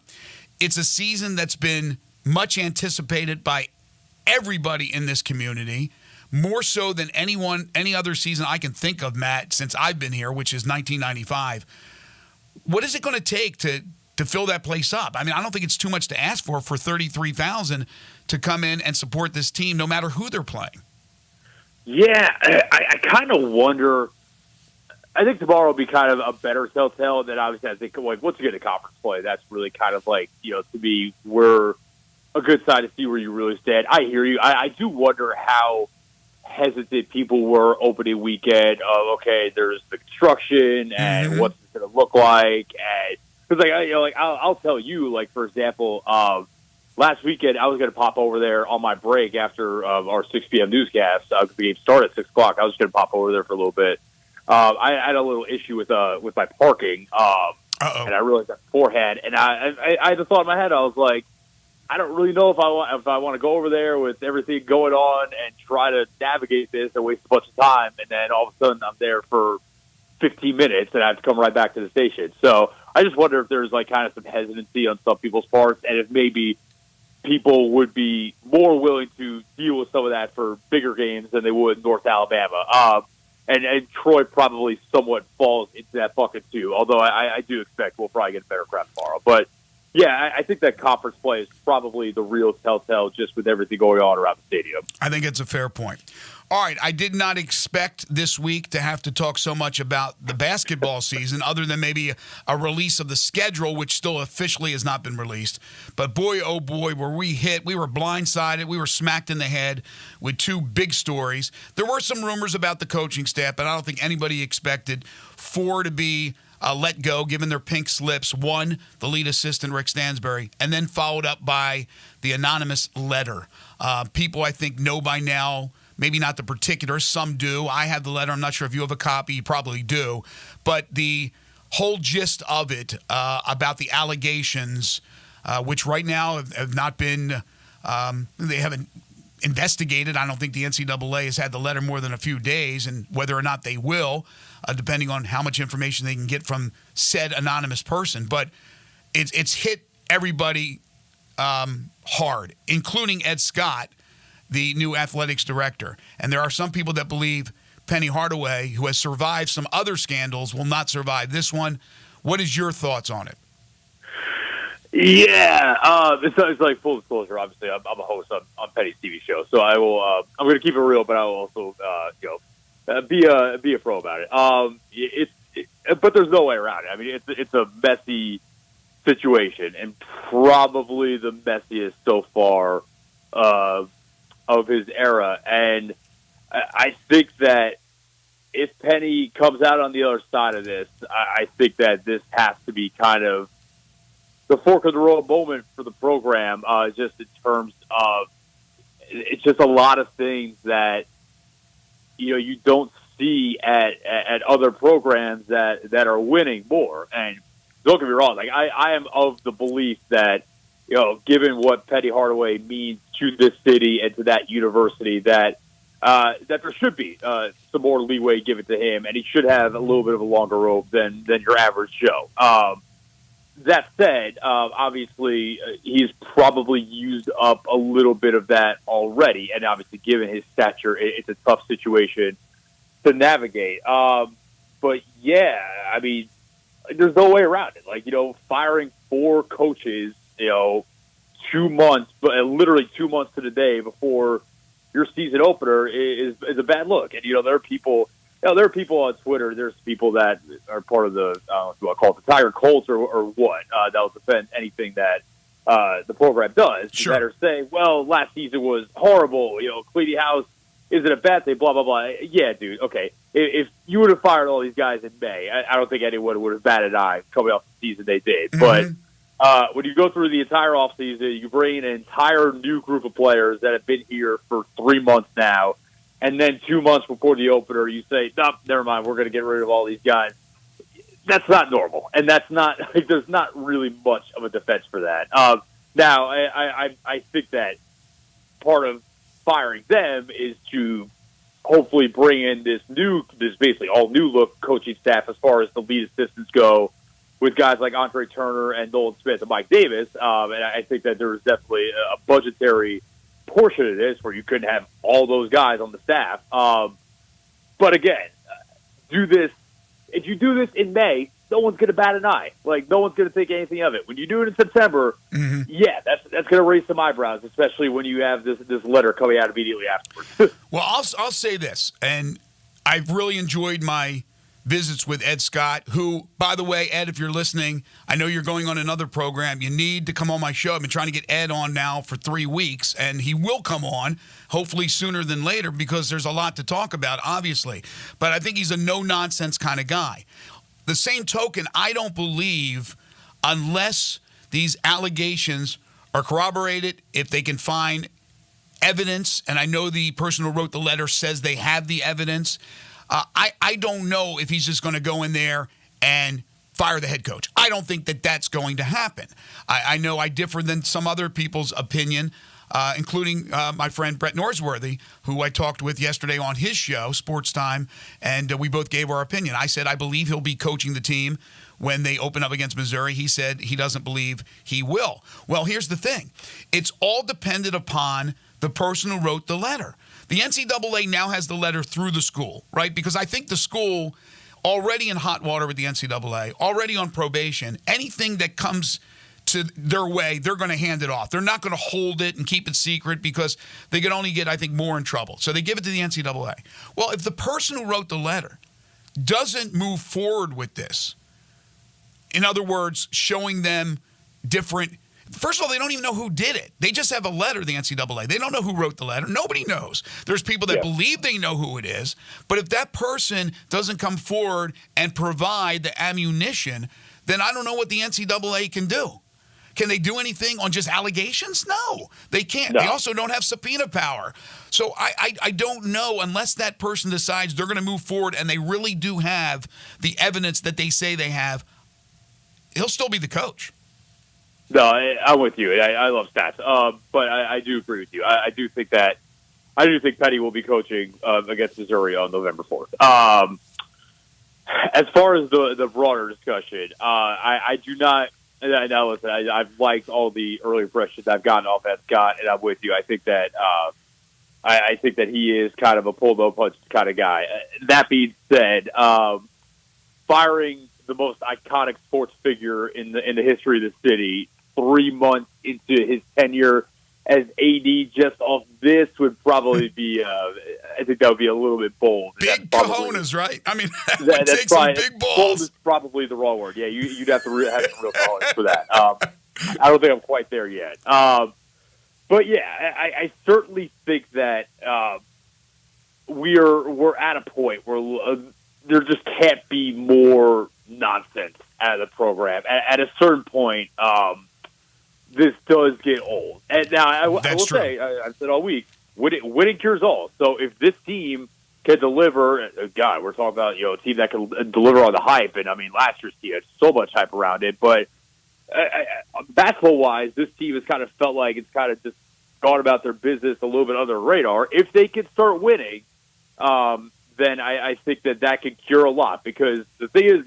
there are plenty of other coaches out there, plenty of other programs that have had a lot of BS going on in their program, but a lot of times they win. And when they win, that gives you more leeway. In this case, Penny Hardaway being Penny Hardaway has given him more leeway, but if they can start winning on top of that, I think that'll cure a lot of ills. Yep, I agree with that. And right now, of course, the story that guys like Jason Munns and Parthu Pajai are writing about is after contacting and talking to some of the players and things of that nature, is anybody going to depart when they hear these allegations? And it seems like that's not the case. Who knows what will happen, but it seems like everybody is bought in. So you got a better chance of being successful on the court if everybody's bought in despite all the noise that's going on outside of the program. He is Matt Infield, sports anchor, reporter for WMC Action News 5. Today, an early riser. You can follow him on Twitter at Matt_Infield. You're the man. Thank you so much for getting up early for me. By the way, I appreciate you calling me Matt Riser, but I'm not nearly that important. So, well, I was combining rising up early with Matt Infield. There we go. That's how I came up with that. See you on the side. That's smart, man. Thank you. Thank you, Matt. Good stuff. All right, we'll go from Memphis to Ole Miss. When we return, we'll be joined by David Johnson, who covers the Rebels for 247 Sports. They will host Middle Tennessee State tomorrow at Vaught Hemingway. You're tuned in to Sports 56 Mornings with Greg and Eli on Real Sports Talk, Sports 56 and 98.5 FM. Broadcasting from the Family Leisure Studio, we are Sports 56 and 98.5 FM.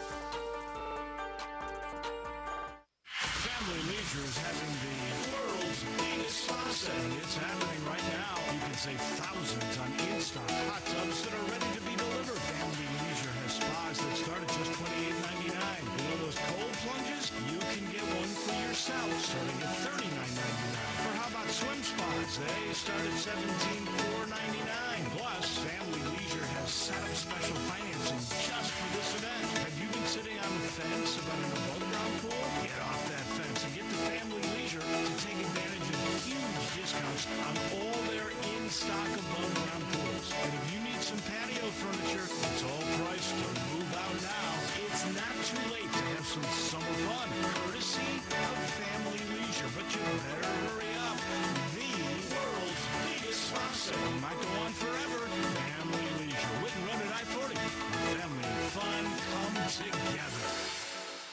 Cashback is not available on gas in New Jersey and Wisconsin. Billy, your gas light's on. We need to stop and fill up. No way, Jen. Gas around here is too expensive. We can make it a little further. Billy, listen to your big sister. You don't need to drive all over searching for the lowest gas prices. Do what I do and use Upside. Upside? Do you live under a rock, Billy? Upside is the hottest cashback app out there. It's free to download, and you get real cash back for every gallon of gas you buy. I use it all the time, and I've already made around $200. You can make that kind of cash back just for buying the gas you have to buy anyway? Yes, I'm looking at the Upside app now, and there's a gas station at the next exit offering 25 cents per gallon cash back. Okay, I'm stopping to download Upside and fill up my tank. Download the free Upside app now to earn cash back every time you buy gas. Use promo code FRIEND to get an extra 25 cents per gallon on your first tank. You can cash out anytime right to your bank, to PayPal, or a gift card for Amazon and other brands. Just download the free Upside app and use promo code FRIEND for a 25 cents per gallon bonus on your first tank. That's code FRIEND for a 25 cents per gallon bonus. Hi, this is Troy Fiveash, owner of Fiveash Roofing. In these uncertain economic times, there are so many things as a contractor and a business owner that I cannot control. The rising cost of materials, not to mention fuel and transportation costs. In the last 2 years, shingle prices have almost doubled, and commercial materials have doubled. And I don't have to tell you what fuel costs these days. But you know what I can control? How much markup I put on a project. I have always prided myself in knowing I never gouge a customer. But in an effort to ensure my crews have work and my customers are being treated fairly, I have lowered my profit margin, hoping to give you a price you can live with and keeping my crews busy. So if you need a roof or gutters, please give us a call. Fiveash Roofing, fair, honest, and ethical. Fiveash Roofing, a proud sponsor of Tiger Athletics and a member of the Tigers home team. 367-0050 or MemphisRoofer.com. 367-0050 or MemphisRoofer.com.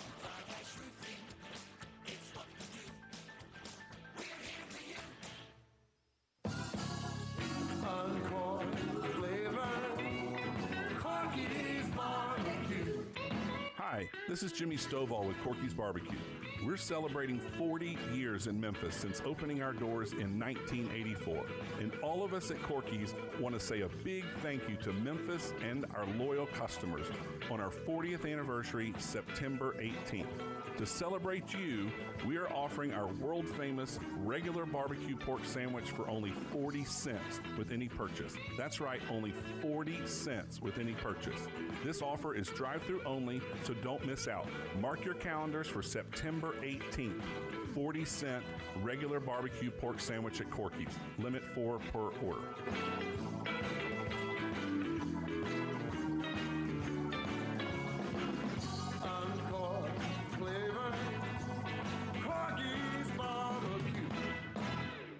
Traffic brought to you by 901 Eats to Go, 3135 Kirby Whitten Road in Bartlett. Pick up, DoorDash, Uber Eats, or online at 901eats.com. Eats with the Z. Good food fast. Sports 56 traffic.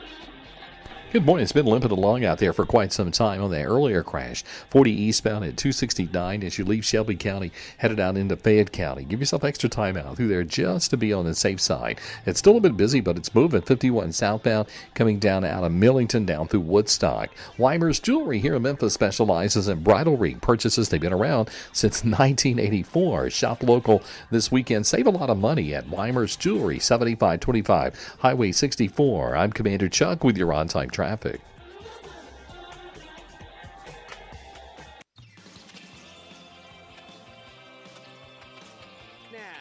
back to Sports 56 Mornings. Isn't it a lovely morning? On Sports 56 and 98.5 FM. This hour brought to you by James Gaddis Jewelers. Here once again, Greg Gaston and Eli Savoy.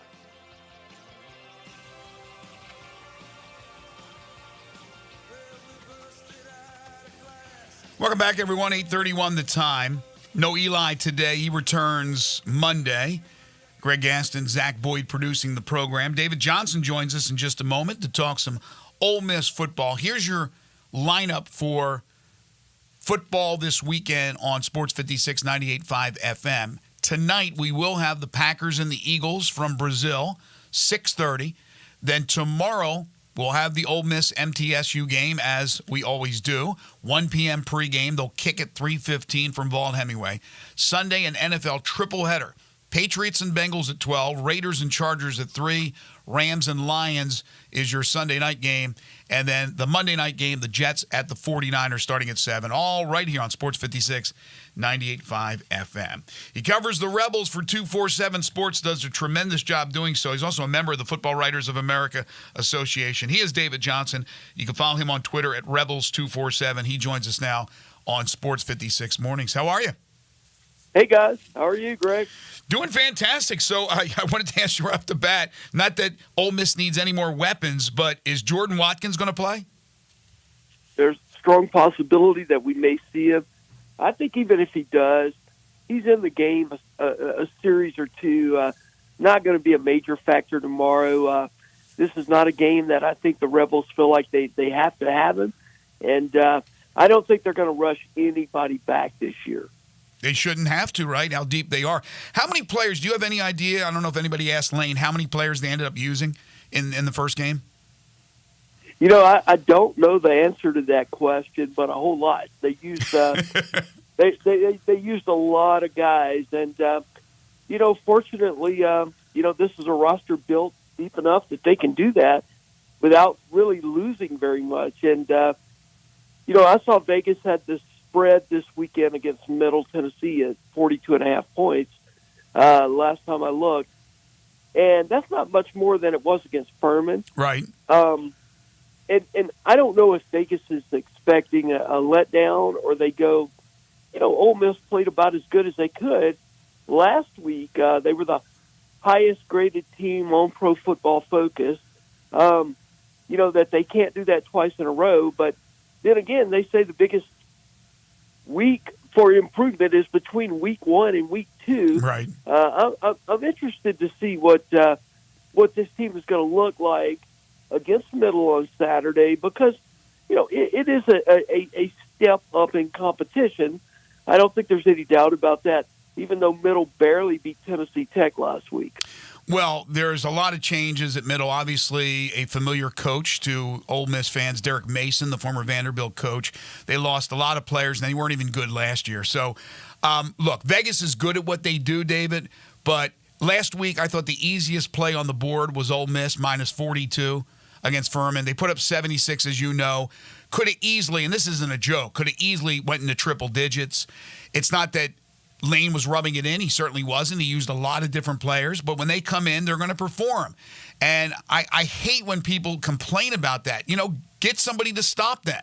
You understand when you're an FCS and you're playing a powerful FBS team like Ole Miss is this year, you're going to get beat, but you're also going to get a nice check. So it is what it is. You just put up with that. But I think for this week, look, Middle Tennessee State, again, is trying to find their footing under a new coach.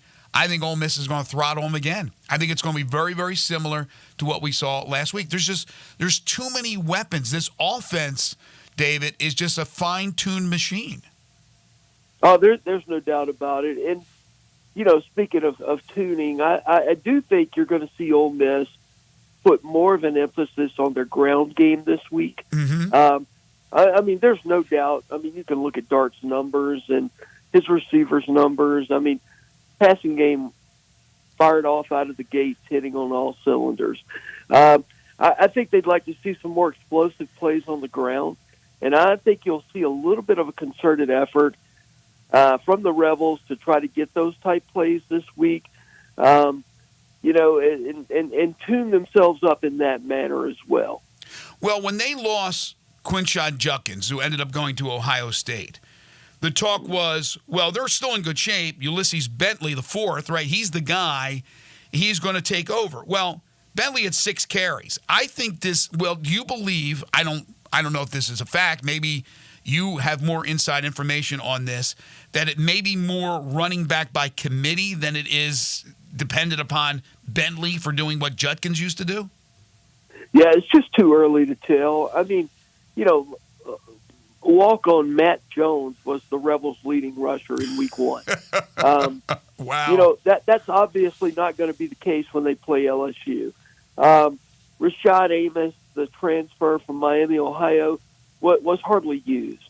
And I think it's just a matter of, the guy who's going to be number one is going to be the guy with the hot hand. Mm-hmm. The guy who's able to run the football. But, I don't think it's going to necessarily be by committee. I think they've got a few games that they, much like their offensive line, they can sort some things out moving forward. I still think Ulysses Bentley is number one on that list. I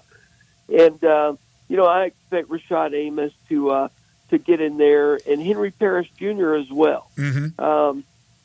They've got weapons in the backfield. They've got proven weapons in the backfield. Bentley's proven, Parrish is proven, Amos is proven.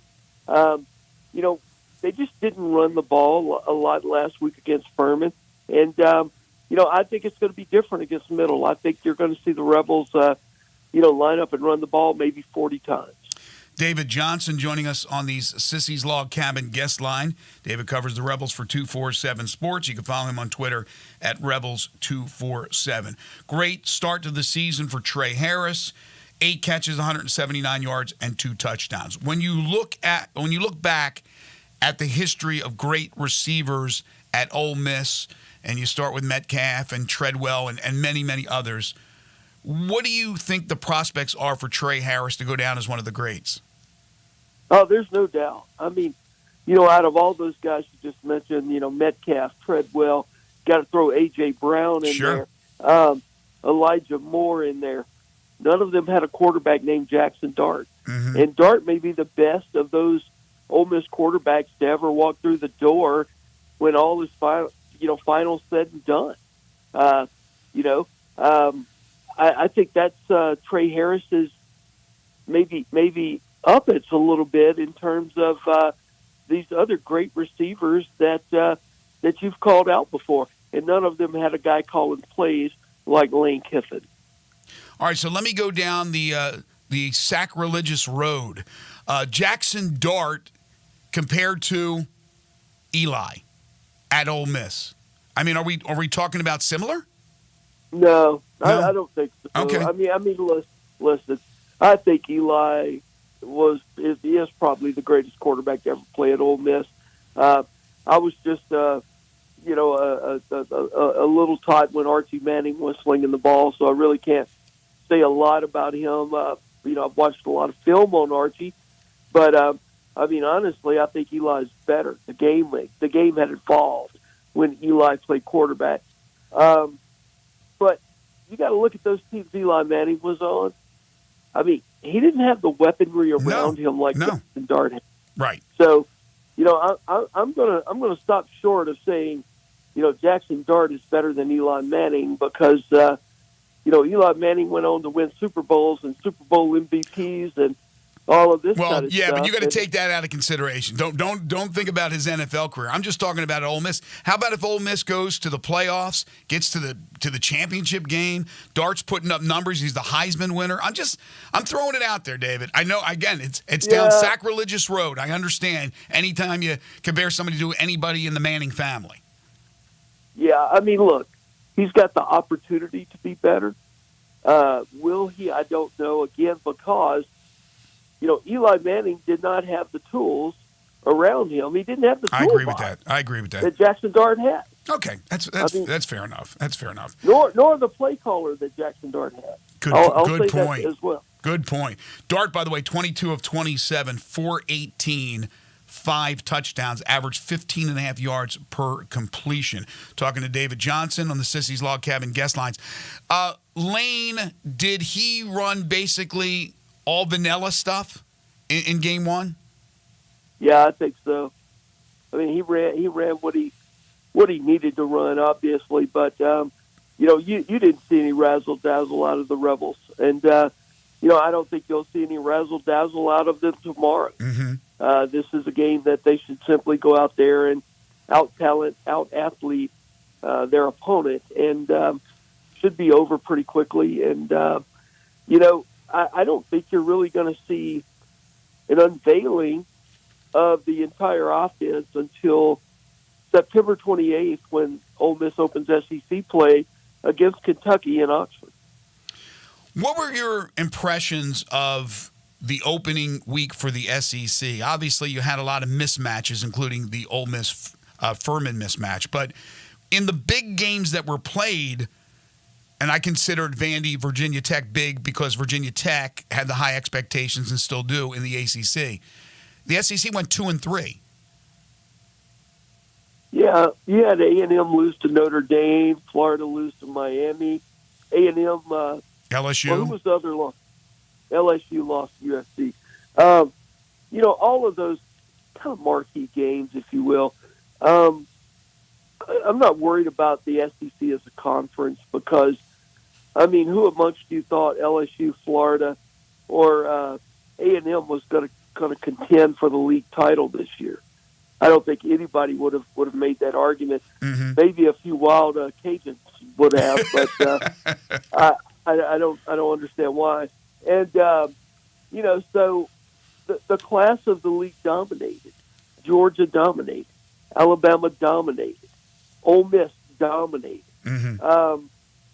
So I don't think you could say anything is wrong with the SEC because some other teams came in and got some wins. And you brought it up. Shout out to Clark Lee and Vanderbilt. Yes. Man, what a victory for the Commodores.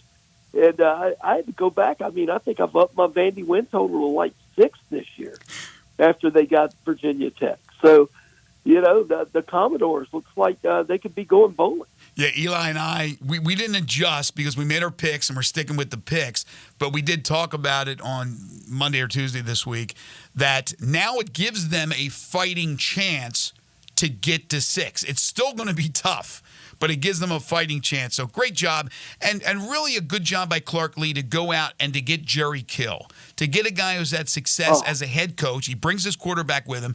Clark's not afraid. Some coaches are afraid to bring in coaches who have been head coaches that have had success, that they feel, oh my gosh, if we have too much success, maybe I'll lose my job to him. He's not afraid. It was a really good move by Clark Lee. I like Clark Lee a lot. I do too, to be honest with you. And of course, he's got a former coworker of mine, Barton Simmons, up there on his that's right. Staff. And I just think it's onward and upward for Vandy. They're always going to be Vandy because they play in the toughest football league in America. Yeah. But I mean, it's great to see them pull off a victory like that over another team that many think is good enough to win their own conference. Right. So, let's keep that going, Vanderbilt. Ole Miss doesn't play them this year, so I can be a Vandy fan. Why not? He's David Johnson. He covers the Rebels for 247 Sports. You can follow him on Twitter at Rebels247. Let's do this again soon, David. Thank you so much. Thanks, Greg. Appreciate it. Take care. Pinnacle Roofing and Restoration for all your roofing and home repair needs. You know them by now. Brandon McCullough, the owner of this company. It's locally owned and operated. Call him, 901-438-5084. Or go online to newroofmemphis.com if you have a roofing issue. They'll work with your insurance company. They'll work out of pocket. They have different plans and options. If you want to finance, 6, 12, 18 months, same as cash option. They're part of the Roofs for Troops program. Any veteran, active or retired, you get a $250 rebate on the purchase of a new roof. They do residential and commercial roofing. So business owners, property managers, along with homeowners, if you have any problem with your roof, a little leak could turn into a real big headache. Call them today. They'll come out and do a free roof inspection. They're licensed, bonded, and insured, and a member of the Better Business Bureau. You get a 5-year labor warranty on the purchase of a new roof. All their work satisfaction guaranteed. That's the restoration part. Carpentry work, exterior painting. They can replace gutters, put up fencing and siding, rotten wood repair. Brandon's a certified shingle installer. So any work that you can't do around the home, call the experts at Pinnacle Roofing and Restoration. For all your roofing and home repair needs, call Brandon McCullough at 901-438-5084. Tell him you heard it here on Sports 56 Mornings or go online to newroofmemphis.com.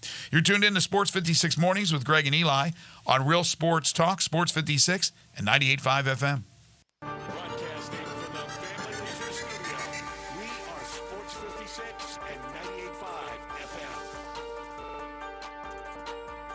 Traffic brought to you by 901 Eats to Go, 3135 Kirby Whitten Road in Bartlett. Pick up, DoorDash, Uber Eats, or online at 901eats.com. Eats with the Z. Good food fast. Simple, smooth, and every sip is easier to last. Tito's handmade vodka tastes just as good with tap water as it does your favorite mixers. Back in the day, Tito distilled, hand-bottled, taste-tested, sent out to a few friends, then taste-tested again to give you the finest juice around. No frills, no flavors, no fancy labels, just the good stuff, just Tito's. For recipes, videos, and more, visit Tito'sVodka.com. Distilled and bottled in Austin, Texas, 40% alcohol by volume, mainly 80 proof, crafted to be savored responsibly. If you're looking to play a private country club but only pay daily greens fees, then Meadowbrook Country Club in West Memphis, Arkansas is the place for you.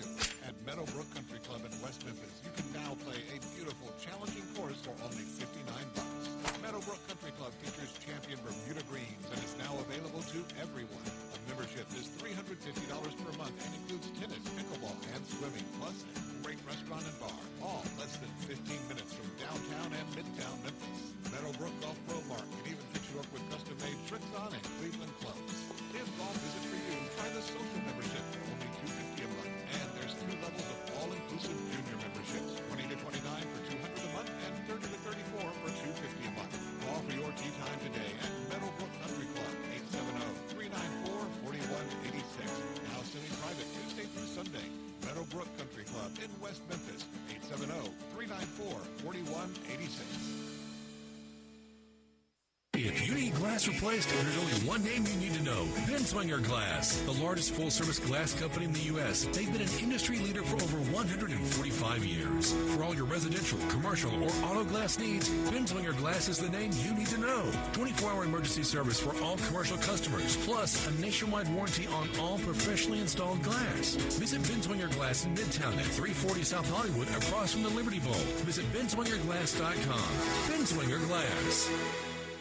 Now back to Sports 56 Mornings on Sports 56 and 98.5 FM. This hour is brought to you by James Gaddis Jewelers. Genuine diamonds, baby. Here once again, Greg Gaston and Eli Savoy. We opened the show talking about the Ravens-Chiefs and the game last night in Kansas City as the Chiefs began the defense of their Super Bowl title, the opening game of the season. Tonight, the Eagles and Packers, 6:30 from Brazil. We'll have that game for you right here on Sports 56 and 98.5 FM. It was a great game that went down to the wire. Those who watched, you saw nearly a 27-26 game. I don't want to say a tie game because it looked like Harbaugh was going to go for 2 and try to get out of Dodge with a win in Kansas City on a 2-point conversion and not send it to overtime. Unfortunately, the apparent touchdown pass from Lamar Jackson to Isaiah Likely, they looked at the replay and saw that Likely's foot barely touched the end line. It was on the chalk in the white, and the Chiefs survived 27-20. But one thing I didn't talk about to start the show with this great game and great finish was, once again, the NFL, and they do this in college football as well to a certain extent. They have their off-season meetings and decide different rules. Now, of course, once the rules are enacted, because rules are changed, and every year there seems to be a rule that's changed, some bigger than others. But with the officials, they're told to emphasize something in particular. And this time around for the NFL, they were told to emphasize illegal formation. Blow the whistle. Throw the flag on illegal formation. And every single year, whatever it may be, in the NFL or in college, whatever that emphasis is, they do a ton of it early. And then it settles down. And then they kind of forget about it. I mean, they'll still call whatever that is that they're emphasizing, in this case, illegal formation. They'll still make those calls. There just won't be as many called as there was early in the season, especially game one. So last night, we saw a bunch of illegal formations called early. The tackle alignment, it was nuts. And people were taking to social media and expressing their opinions about it. Ronnie Stanley of the Baltimore Ravens was called for 3 illegal formation penalties. Right tackle Patrick McCarry was called for at one time. Stanley insists they weren't calling illegal formation both ways. He said they made an example of me. And it was interesting because there were some former NFL players, maybe some current, I don't think so because you're going to face a fine if that's the case. But I do remember, was it Roddy White? I'm trying to remember a few of them that actually took to social media. And they pointed out that it was happening very obviously on the Kansas City line as well. But they weren't calling that. Now, do I think that there was favoritism going on with the officiating? No, I don't. But they saw Stanley, and they saw Stanley do it consistently. But Stanley said he plans to ask the league to review the calls. It's not going to make a difference now, but he wants them to review the calls because he knows, quote, my helmet was breaking the center's butt, and that he was, quote, lining up more in front of what I used to do because of the emphasis on the call. Now, they were told that this would be an emphasis. He said the way it was going through the game, I really feel like they were trying to make an example and chose me to be the one to do that. As far as I saw, they weren't doing it on both sides of the ball. I know that I was lined up in good position a majority of those calls they made. So something to keep an eye on moving forward this first weekend, maybe the first couple of weekends, and then it'll dissipate. All of a sudden, they won't be calling it as much. They'll call the obvious, but they won't call it when it's just a matter of an inch or so, or whatever the case may be. Or in the case of Stanley saying, no, it's the opposite. I'm doing more to make sure I'm aligned legally as opposed to doing less. So that was an interesting sidebar from yesterday's not Monday night game, but yesterday's Thursday night game. Also from Major League Baseball, our buddy, friend of the show, Brent Rooker of the Oakland Athletics, continues his torrid hitting. 2 homers yesterday in the A's 6-4 loss to the Mariners. Brent Rooker, the pride of ECS, a Memphian, 35 home runs on the season now. Career high, by far, easily eclipsed that. 97 runs batted in. He is a diamond in the rough of what we can call the Oakland A's. Rough to say the least. Then again, they're not as bad as the White Sox, but we know their situation in Oakland. So fantastic. Good to see that happening with a really good guy, Brent Rooker. I don't know if you saw this story or not, but the Big 12's discussions to add UConn have stalled. There are some people that believe that Connecticut may stay, even if they eventually get an invitation, that they may just stay in the Big East. I don't know about that, but Brett Yormark said Thursday morning, the commissioner of the Big 12, that right now they're going to take a little breather. He said, following detailed discussions with my conference colleagues alongside UConn leadership, we have jointly decided to pause our conversation at this time. We will instead focus our attention and resources to ushering in this new era of college athletics. So interesting. I don't know if that means there are members of the Big 12. I think this is the case, that there are members of the Big 12 that are looking at it going, I don't get it. We're already a very good basketball program, our basketball conference. We do have Kansas. We do have Baylor. We do have other really good programs. Yeah, Connecticut right now is the best program in college basketball. But other than that, what are they bringing to the table? Football's an absolute disaster. So maybe calmer heads prevailed. Of course, that conversation has been out there with UConn, even that conversation with Gonzaga, which doesn't even have football. To me, it doesn't make a lot of sense. It looked like they were absolutely going down that road where UConn was going to get an invite very soon. Now, I'm reading a story from Pete Thamel, ESPN. He says, per sources, the talks stalled and ended up being tabled because of the timing. With the initial season of the 16-team league underway and schools facing uncertainty in the House versus NCAA case, which I talked about earlier, as well as looming decisions on revenue sharing, adding membership simply wasn't a priority. But I still have heard that there are a few schools that do not want Connecticut to be added. Big news at Dinstall's. Dinstall's kicks off the caramel apple season just in time for the fall, for Halloween. They're finally here, those tart Granny Smith apples dipped in fresh, chewy caramel. You can pick your choice of just plain caramel, caramel with pecans, caramel with chocolate, or the ultimate turtle apple, caramel, pecans, and chocolate. It is an absolutely delicious fall treat. The perfect taste of fall, in fact. Great for your tailgate this weekend if you're heading out to tailgate at Memphis or Ole Miss or wherever the case may be, or tonight with high school football. Pick up your delicious Dinstall's caramel apples at any of their 5 locations. Downtown Memphis. They're out in Collierville, Germantown, Laurelwood, and Pleasant View. That's where the factory is, where they make the candies. It's Dinstall's fine candies and chocolates. They've been making them for over 122 years. When we come back, final hour of the week, we will open up with 10 in a row. So get ready. 10 in a row to open up things. If you'd like to participate, 901-360-8255.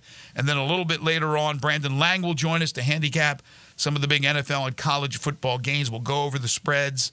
All coming up in hour number 3. This is Sports 56 Mornings with Greg and Eli on Real Sports Talk, Sports 56 and 98.5 FM.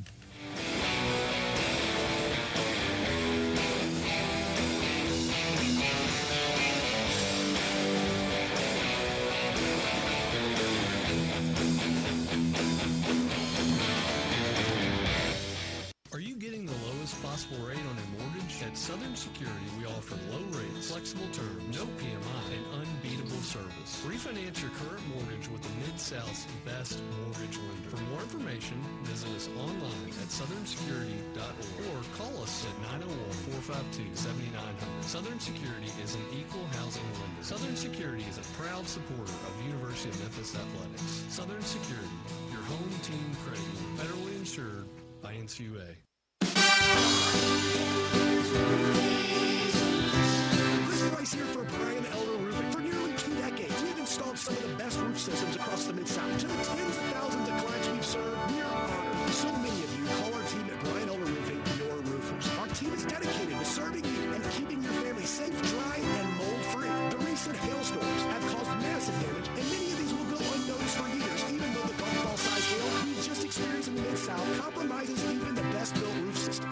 Whether we find damage or not, your photos are securely stored for future reference. Call Brian Elder Roofing today for a total evaluation of your entire roof system free. We will not try to sell you a roof if all you need is a repair. Call me at 901-867-0303. That's 901-867-0303. Or visit us online at brianelderroofing.com. Spencer here with ATC Fitness. There's no better time of the year than now. Football and fitness go hand in hand in the fall. And with individual screens on each piece of cardio, and multiple big screens throughout the rest of the club, you'll never miss a bit of the action watching your favorite team. ATC Fitness continues to be the Mid-South's choice for fitness, family-owned for 30 years, and proud supporters of Coach Silverfield and the Memphis Tigers. Join online at atcfitness.com. ATC Fitness. Exercise your right to look good. Join us celebrating 26 years of Napa Cafe. Hi, I'm Glenda Hastings, owner of Napa Cafe, and I'm inviting you over for dinner. Treat yourself tonight with a delightful dinner of scrumptious combinations, fresh salads, homemade soups, or maybe start with an appetizer, like our baked Dungeness crab dip with manchego cheese, lemon, garlic, and French baguette toast. Drift into one of our fresh seafood dishes, like the caramelized sea scallops with curry beurre blanc, black forbidden rice, and Thai mango salad, or our ancho honey glazed salmon with creamy black bean puree, avocado pico de gallo, and jalapeno crema. Maybe you're looking for something cozy and comforting, like our Duroc pork chop with apple brandy demi-glaze and blue cheese bacon mashed potatoes. We have something for everyone. Napa Cafe, open Wednesday through Saturday for dinner starting at 5 o'clock. For reservations, visit our website at napacafe.com. Come join us as we celebrate 26 years of Napa Cafe. I'd sure love to see you. This Sports 56 traffic report is brought to you by Luttrell Belting. They keep you moving. Sports 56 traffic. Good morning. Wrapping up the paperwork on the earlier wreck that's been out there for a while on 40 eastbound at Airline Road there around 269, trying to get out of Shelby County here into Fayette County. Going eastbound on I-40. Again, it's been a mess. Traffic still moving right now. 385 Billmores Parkway coming inbound as you get on the ramp there to 240. Weimer's Jewelry 7525. Highway 64. They want you to know they are your full-service, family-owned jewelry store here in Memphis. I'm Commander Chuck with your on-time traffic.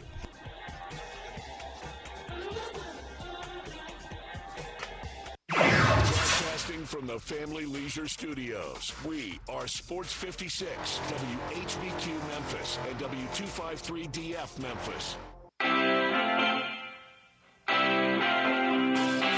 back to Sports 56 mornings on Sports 56 and 95 FM. This hour brought to you by James Floors and More. Here once again are Greg Gaston and Eli Savoy.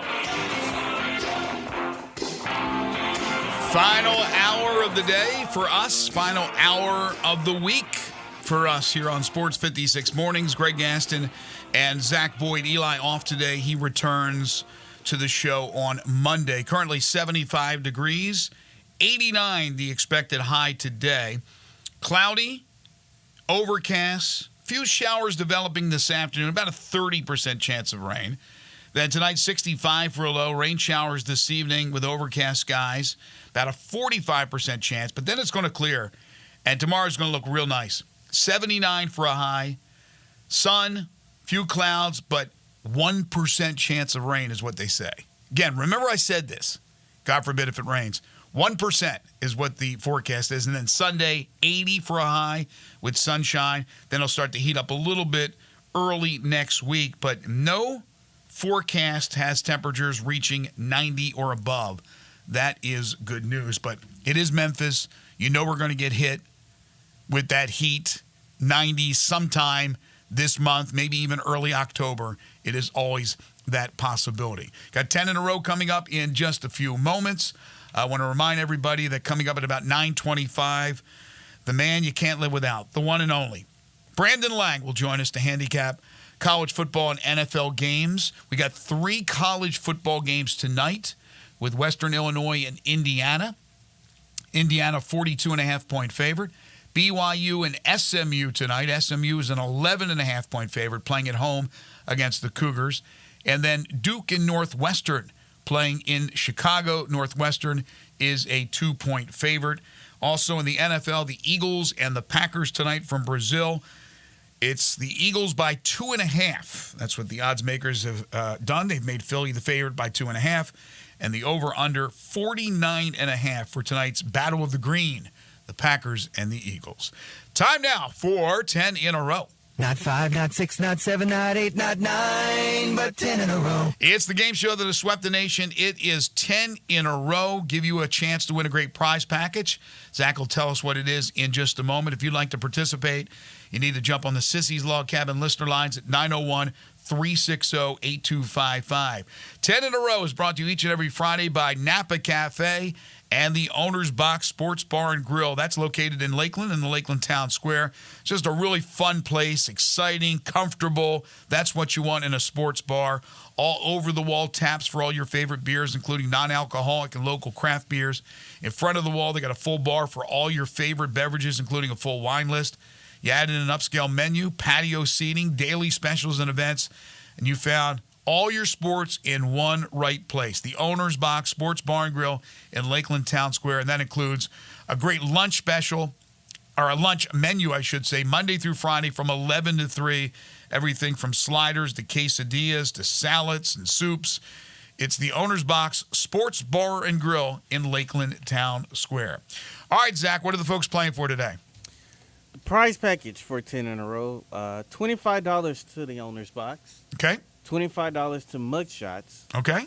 Golf for 4 at Miramichi, and a couple of Malco movie passes. All right. So another good prize package, especially fall golf, the best time of the year to play golf, in my opinion. Golf for 4 at Miramichi and all the other prizes. Here is the question. NFL teams with current playoff droughts of 2 years or more. NFL teams with current playoff droughts of 2 years or more. Now, I'll give you a little hint. Anybody who went to the playoffs last year, if I've put them on my list, is obviously a no. Right? And I know there's a lot of change with the NFL postseason. Well, they say an average of about 6 teams change from year to year, which is crazy when you think about it.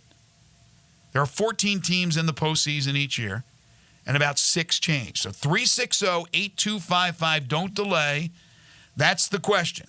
NFL teams with current playoff droughts of 2 years or more. Let's see. Okay, I didn't use the Chiefs. If I said the Chiefs, it's obvious. It's a no, right? The Super Bowl champions from last year. NFL teams with current playoff droughts of 2 years or more. Again, you have a terrific prize package, $25 to the Owner's Box, $25 to Mugshots, Golf for 4 at Miramichi, and 2 Malco movie passes. All right, let's begin. We do have one open line. Jump on it right now. Mean Gene leads us off. Gene, how are you? Hey, how you doing, my friend? I'm doing fantastic. All right, here we go. Again, NFL teams with current playoff droughts of 2 years or more. They haven't been to the playoffs for 2 straight years. The Vikings. The Vikings? Yes. Oh, Gene, come on. I know it's a little confusing, but again, NFL teams with current playoff droughts of 2 years or more. So any team that hasn't been to the playoffs the last 2 years, it's a yes. Andre is next. Dre, what's going on? Hey, what's going on? All right, let's do the second list. Giants. No. Raiders. Yes. Colts. Yes. Dolphins. No. Jaguars. No. Bengals. No. Falcons. Yes. Yes, you're right. Panthers. Oh, yes. Broncos. Yes. Packers. No. That's how it's done. That's how it's done. That's why you got to get in early. Congratulations, Andre. We'll put you on hold. Zach will get your information. All right. Good job. Eli is not here, so unfortunately the lines are packed, but I can't do a second chance. But Zach, before you get the information from Andre, you're listening, so hold on, be patient. I'm going to put Zach Boyd on the hot seat here. All right. Ready? I'm ready. Which one did he get right? Okay, you got the second one right. We go back to list 1. Vikings. That is a yes. No, it's a no. Mean Gene got that wrong. Come on, you weren't paying attention. No, they got a 2-year or more drought right now, the Vikings. Vikings were not in the playoffs. They were just, unless I'm tripping. Okay. Saints. That's a no. That's a yes. NFL teams with current playoff droughts of 2 years or more. Oh, yes. Yeah. That's a yes. Seahawks. No. Commanders. No. Yes, they've been in a drought. They haven't been in the play. I'm confused with my answers. I know it's a little. I worded it a little bit different because I tried to make it a little bit tougher. Although Andre nailed it on the second one. Patriots. That's a yes. That's a yes. Chargers. That's a yes. That's a no. Steelers. That's a yes. That's a no. You're getting it mixed up in your head.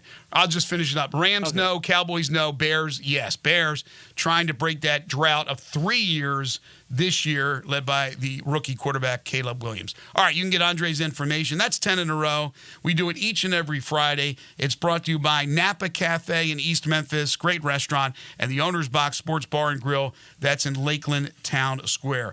The ones I used, the Broncos have an 8-year playoff drought. The last time they were in the playoffs, they won the Super Bowl. Pretty sure that was the year with Peyton they won the Super Bowl. Panthers, 6-year drought. Falcons, 6-year drought. Colts, 3. Raiders, 2. Bears, 3. Commanders, 3. Saints, 3. Patriots, 2. See, I think again, Zach got confused. He goes, the Vikings in the playoffs? Yes, so the Vikings, do they have a drought of 2 years or more? No, they don't. They don't have a drought. It's all about the drought. Sorry for any confusion, but I got to make these tough. They're easy to look up. Congratulations to Andre, our winner. Do you understand now, Zach, what I'm talking about? Yeah. The opposite. It was the opposite. I was flipping my answers Right, around. right.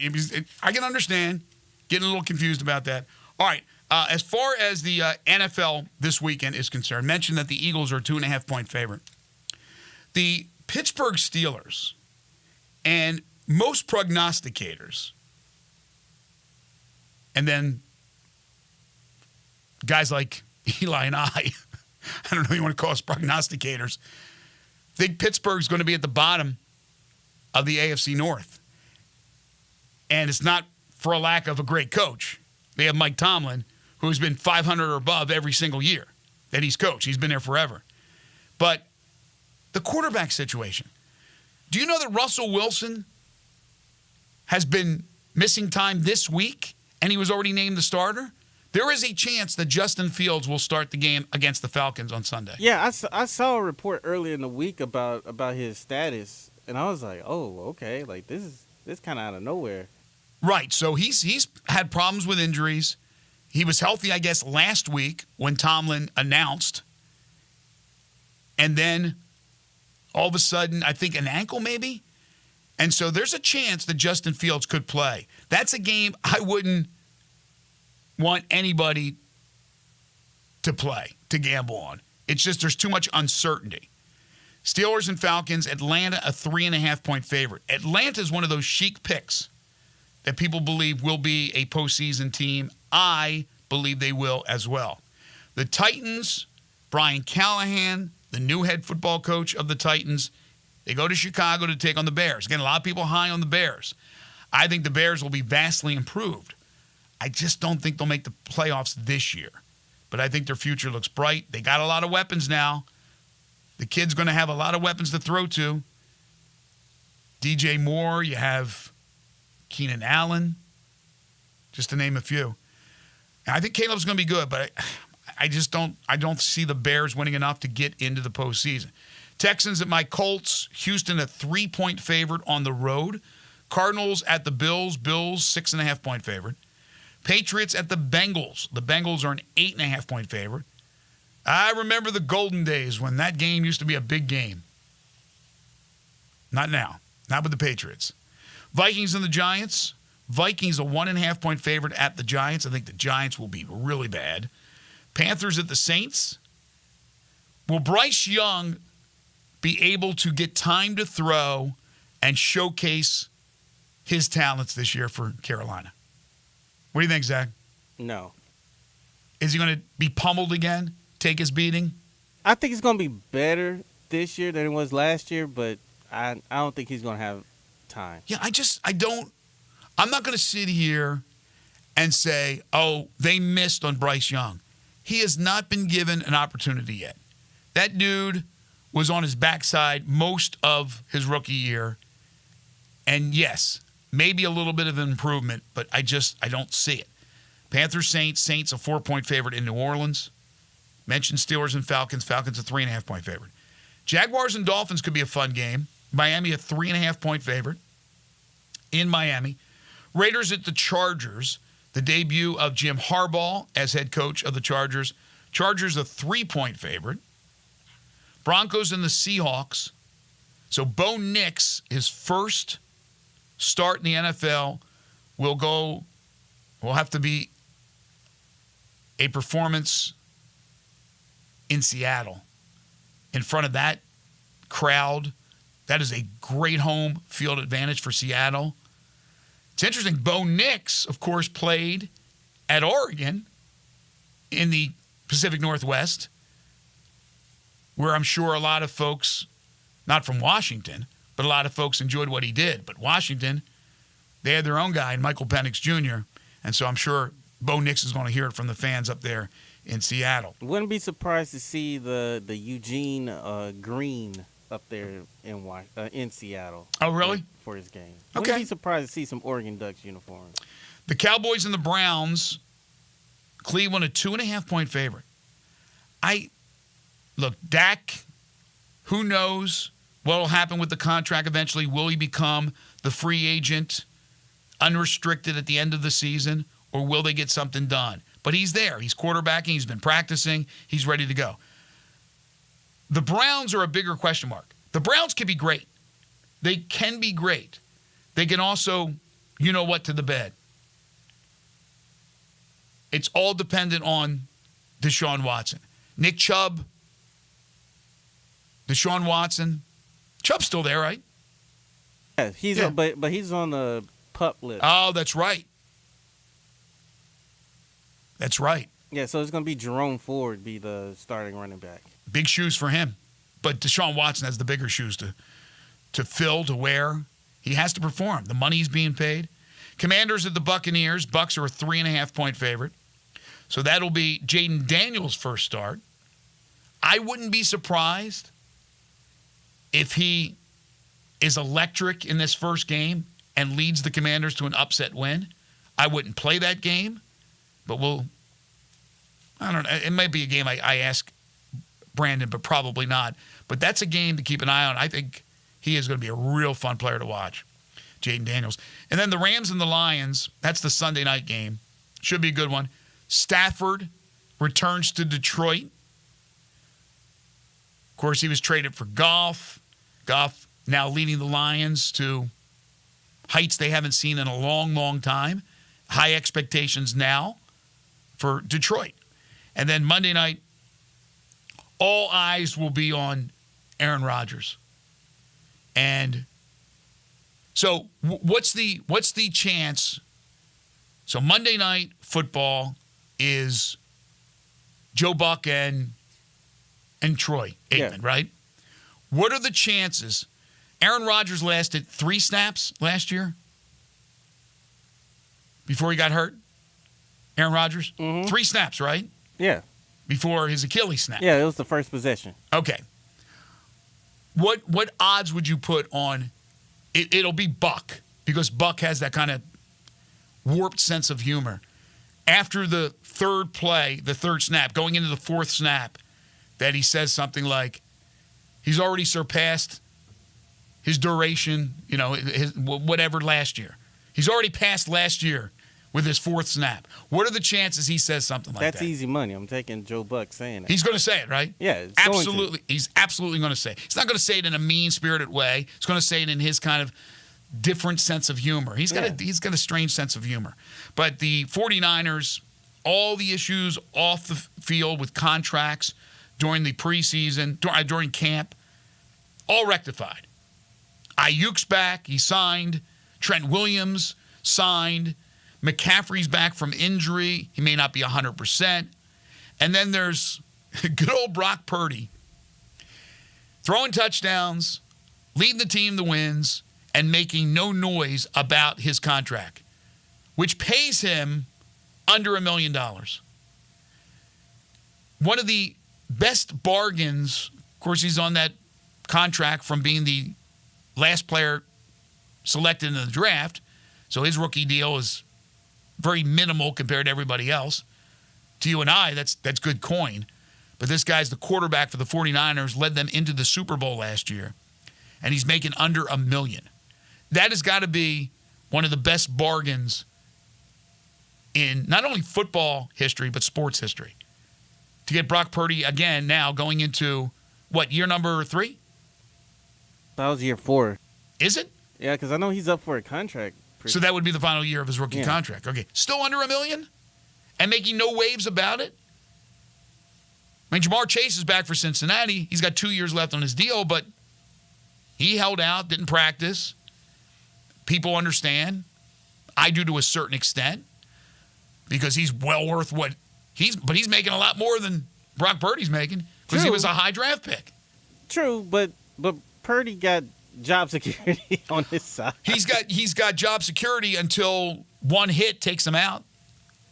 Same way with Chase. So well, yeah, but that's why these guys want these deals, right? Yeah, for some security. I completely understand. Trent Williams, the 6-year deal, he had 3 years left on his deal, but he wants guarantee for this 4th year, as opposed to it being spread out over 3 years, which may hurt the bottom line of the 49ers.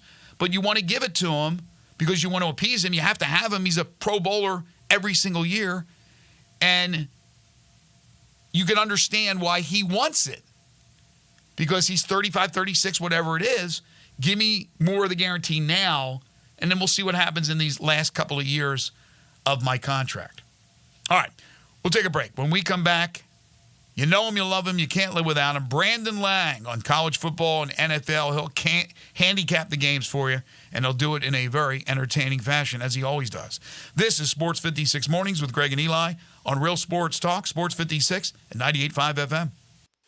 Be sure to follow us at Sports 56 WHBQ on Twitter, Facebook, Instagram, and YouTube to watch live video of our shows, stay up to date with station events, and have chances to win prizes.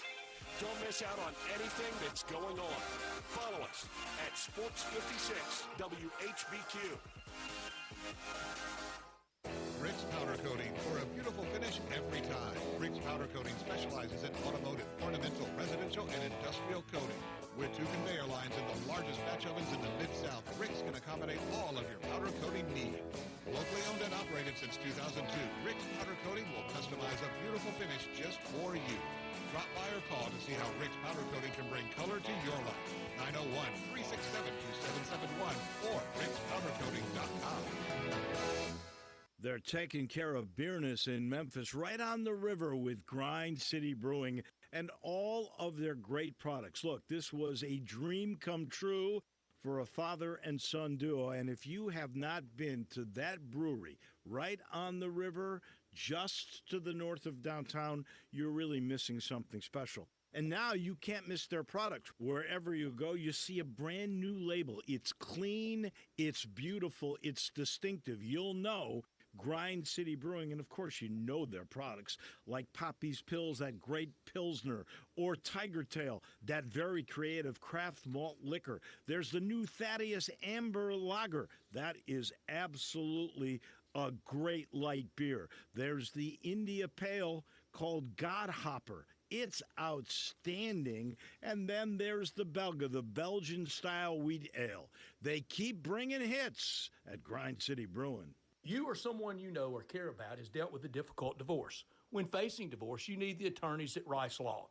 Nick and Larry Rice lead the firm with 3 generations and 7 decades of experience. Located in Memphis, serving the entire state of Tennessee and North Mississippi. Rice Law is who you need to call. Simple or difficult divorce, they know how to handle it. Call Rice Law at 901-526-6701, or for more information, visit them at aboutdivorce.com. That's aboutdivorce.com. To understand what makes Genesis Diamonds so different than other jewelry stores, you have to go back over 40 years to the diamond cutting capital of Tel Aviv, Israel. That's where Genesis owner Boaz Ramon grew up, in the center of the diamond universe. His connections with the best diamond cutters allowed him special access, giving rise to a thriving wholesale business here in the United States. Then, after a few years, this wholesaler changed the game and started selling these precious diamonds direct to the public at the same prices he had sold to the jewelry stores. The no middleman concept became an instant success. Today, Genesis Diamonds provides that extraordinary value to people right here in Middle Tennessee, leading the industry with the highest quality diamonds that still come straight from the best cutters, offered at the guaranteed best price of any jewelry store in America. Genesis Diamonds, a truly revolutionary concept with a unique history rooted in quality, committed to excellence, and always focused on value. Genesis Diamonds, luxury premium Rolexes, and popular Perkins Extended.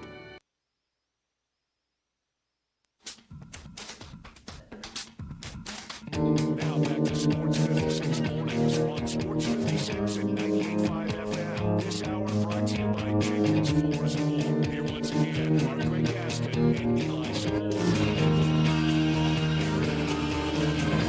Welcome back, everyone. 9:26 the time. Greg Gaston, Zach Boyd, Eli off today. He'll return to the show on Monday. Look, I'm fired up. The NFL kicked off last night with a crazy game. I know Zach's fired up, and I know this guy is. Our good friend, the one and only. You can't live without him. One of the best handicappers in the business, one of the most entertaining men that we've ever had on this show. He is Brandon Lang, podcaster for the Believe Podcast Network, and, of course, BrandonLang.com. How are you, my friend? So you're solo today. Solo. Obviously, Eli hasn't got off his skinny butt to get my new opening done. So, Nope. He's being lazy. He really is. He takes Friday off, the day that I come on, so that's kind of a slap in the face. No problem. I understand. Yeah, you can still come to the wedding November 9th. It's at the Elvis Chapel, the Graceline Elvis Chapel. He's no longer invited. Kicking me to the curb like that on a Friday. So he's going to miss this great joke. So I'm on a deserted island, and I'm stuck with a sheep and a dog. And about 6 months in, I got needs. And that sheep's looking pretty good. So if I make my way over to the sheep, the dog wakes up and bites me in the leg, severs my left calf. Takes about a year to heal. And I got needs. And about 2 o'clock in the morning, I'm making my way towards that sheep. I'm just about to the sheep.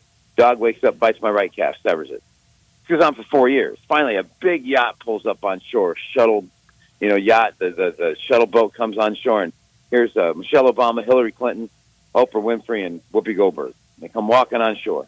And I run to them like Tom Hanks in Castaways, and I fall at their knees, long beard, and I'm like, can you help me? I've been stuck on this island with this sheep and this dog. Can you help me? And they all four go, yes, we're here, whatever you need. I'm like, can you just take the dog for a walk?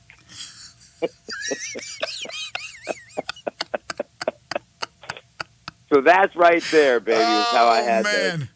I had the Kansas City Chiefs last night, and let me just explain to your listeners subtle things that happen in a game that bring the point spread into play. Now, Lamar Jackson fumbles 7-7, and he fumbles, and they go down.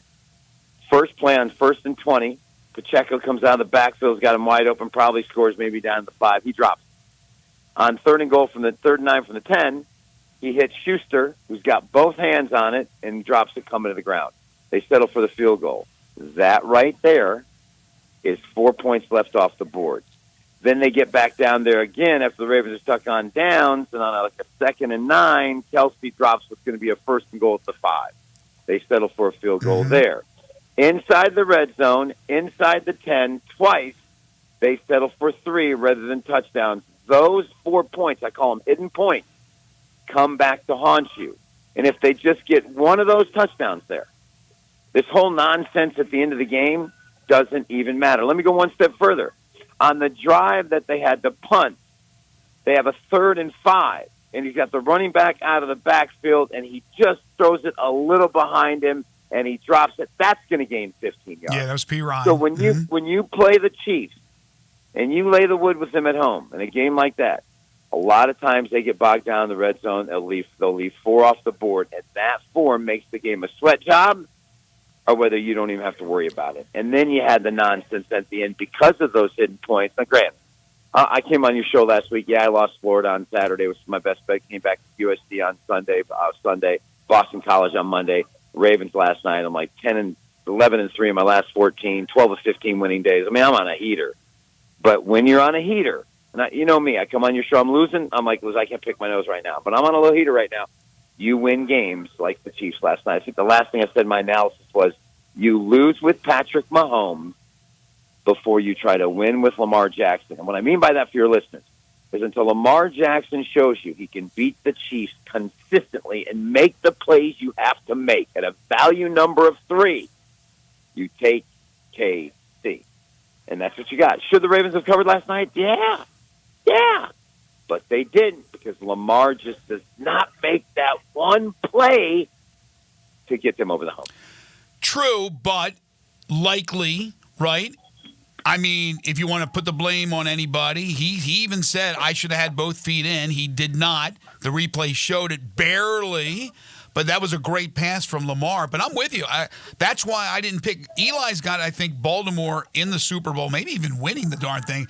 And I'm with you. Until Lamar proves he can beat Kansas City, he can beat a lot of teams. He's a great player. He's a 2-time MVP. But until they can beat the Chiefs, I can't take the Ravens. So I'm with you 100% on that. No.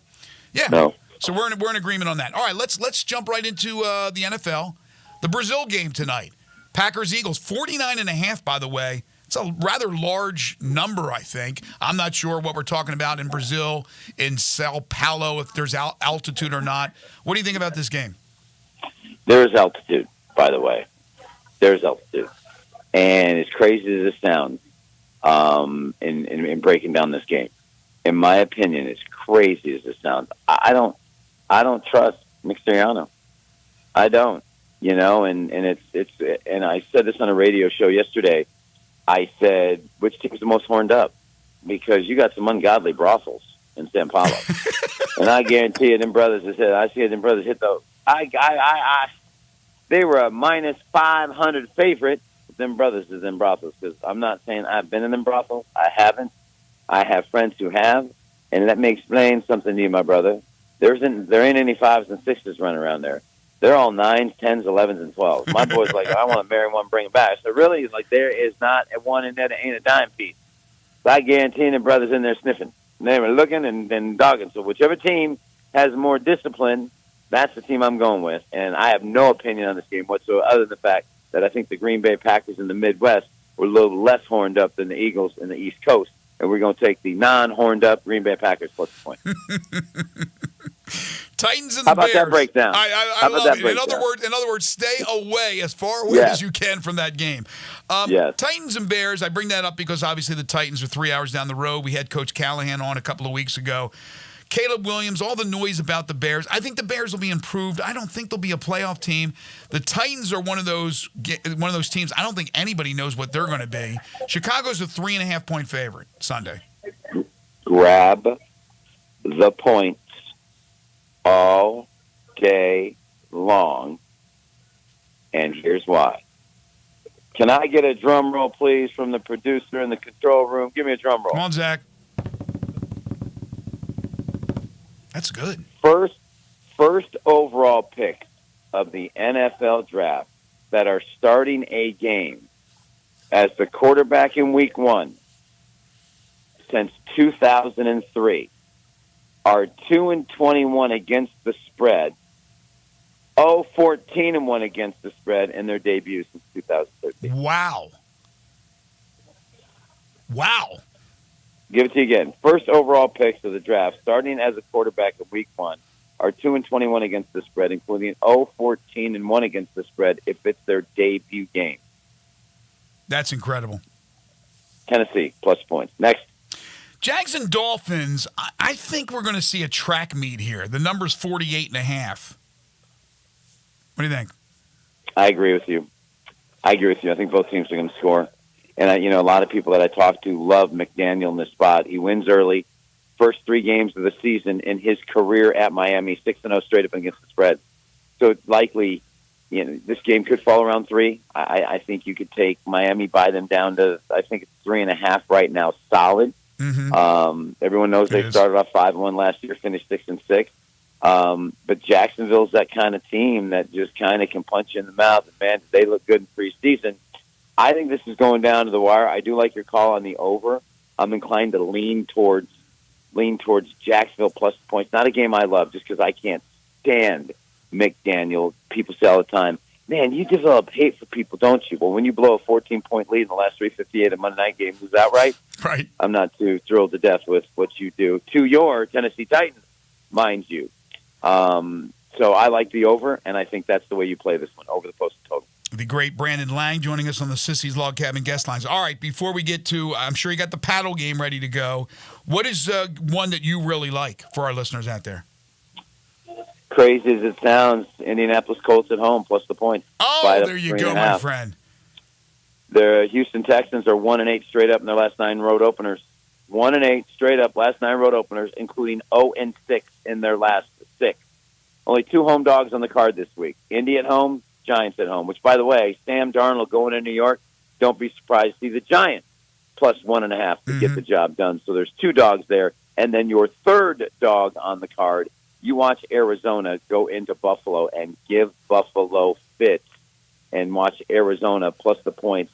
Arizona, 10-1 against the spread as a non-division underdog of 5 or more points, including 8-1 before a division home contest. The paddle game this week, Arizona plus the 6.5, buy it up to 7 to stand toe-to-toe with the revamped giveaway half my team, Buffalo Bills. Wow, I like the Cardinals. I think, look, as long as they can keep Kyler Murray upright, I like the Cardinals. I think they can make some noise. All right. They can pound the rock. They can pound the rock. That's your paddle game. One more paddle NFL, then we'll dive into college. Give me the Monday night, your thoughts on Monday night. Jets, 49ers. 49ers, 4.5 points they're favored by. They have all the guys back. They're all signed now. They weren't in camp much, but they're signed. And then, of course, everybody, all the eyes will be on Aaron Rodgers if he lasts past 3 snaps. Frisco against AFC opponents, 3-5 straight up, 2-6 against spread. Remember, Cincinnati went in there and just slapped them upside down one the other. This Jet defense, we're going to see right out of the box how good they are. Ranked in the top 5 the last 2 seasons, 31 fumbles, recovered 10 of them in 2023. Problem is their offense failed to score more than 21 points in each of their 10 losses. That could change. I do not see this game being any more than a field goal game. Let's roll with Aaron Rodgers, that defense plus the points over the Niners. All right, let's move on to college with Brandon Lang. Texas and Michigan, maybe the marquee game of the week. Texas a 7-point favorite on the road in Ann Arbor. I'm going to tell you something. All the numbers say Michigan. They're 6-0 straight up and against the spread against SEC foes when they're coming off a double-digit win. But for me, sometimes you have to trust the eye test. Michigan looked very bad last week. Texas looked very good last week against a Colorado State team that was a little better than people think. They made them look like nothing. Right.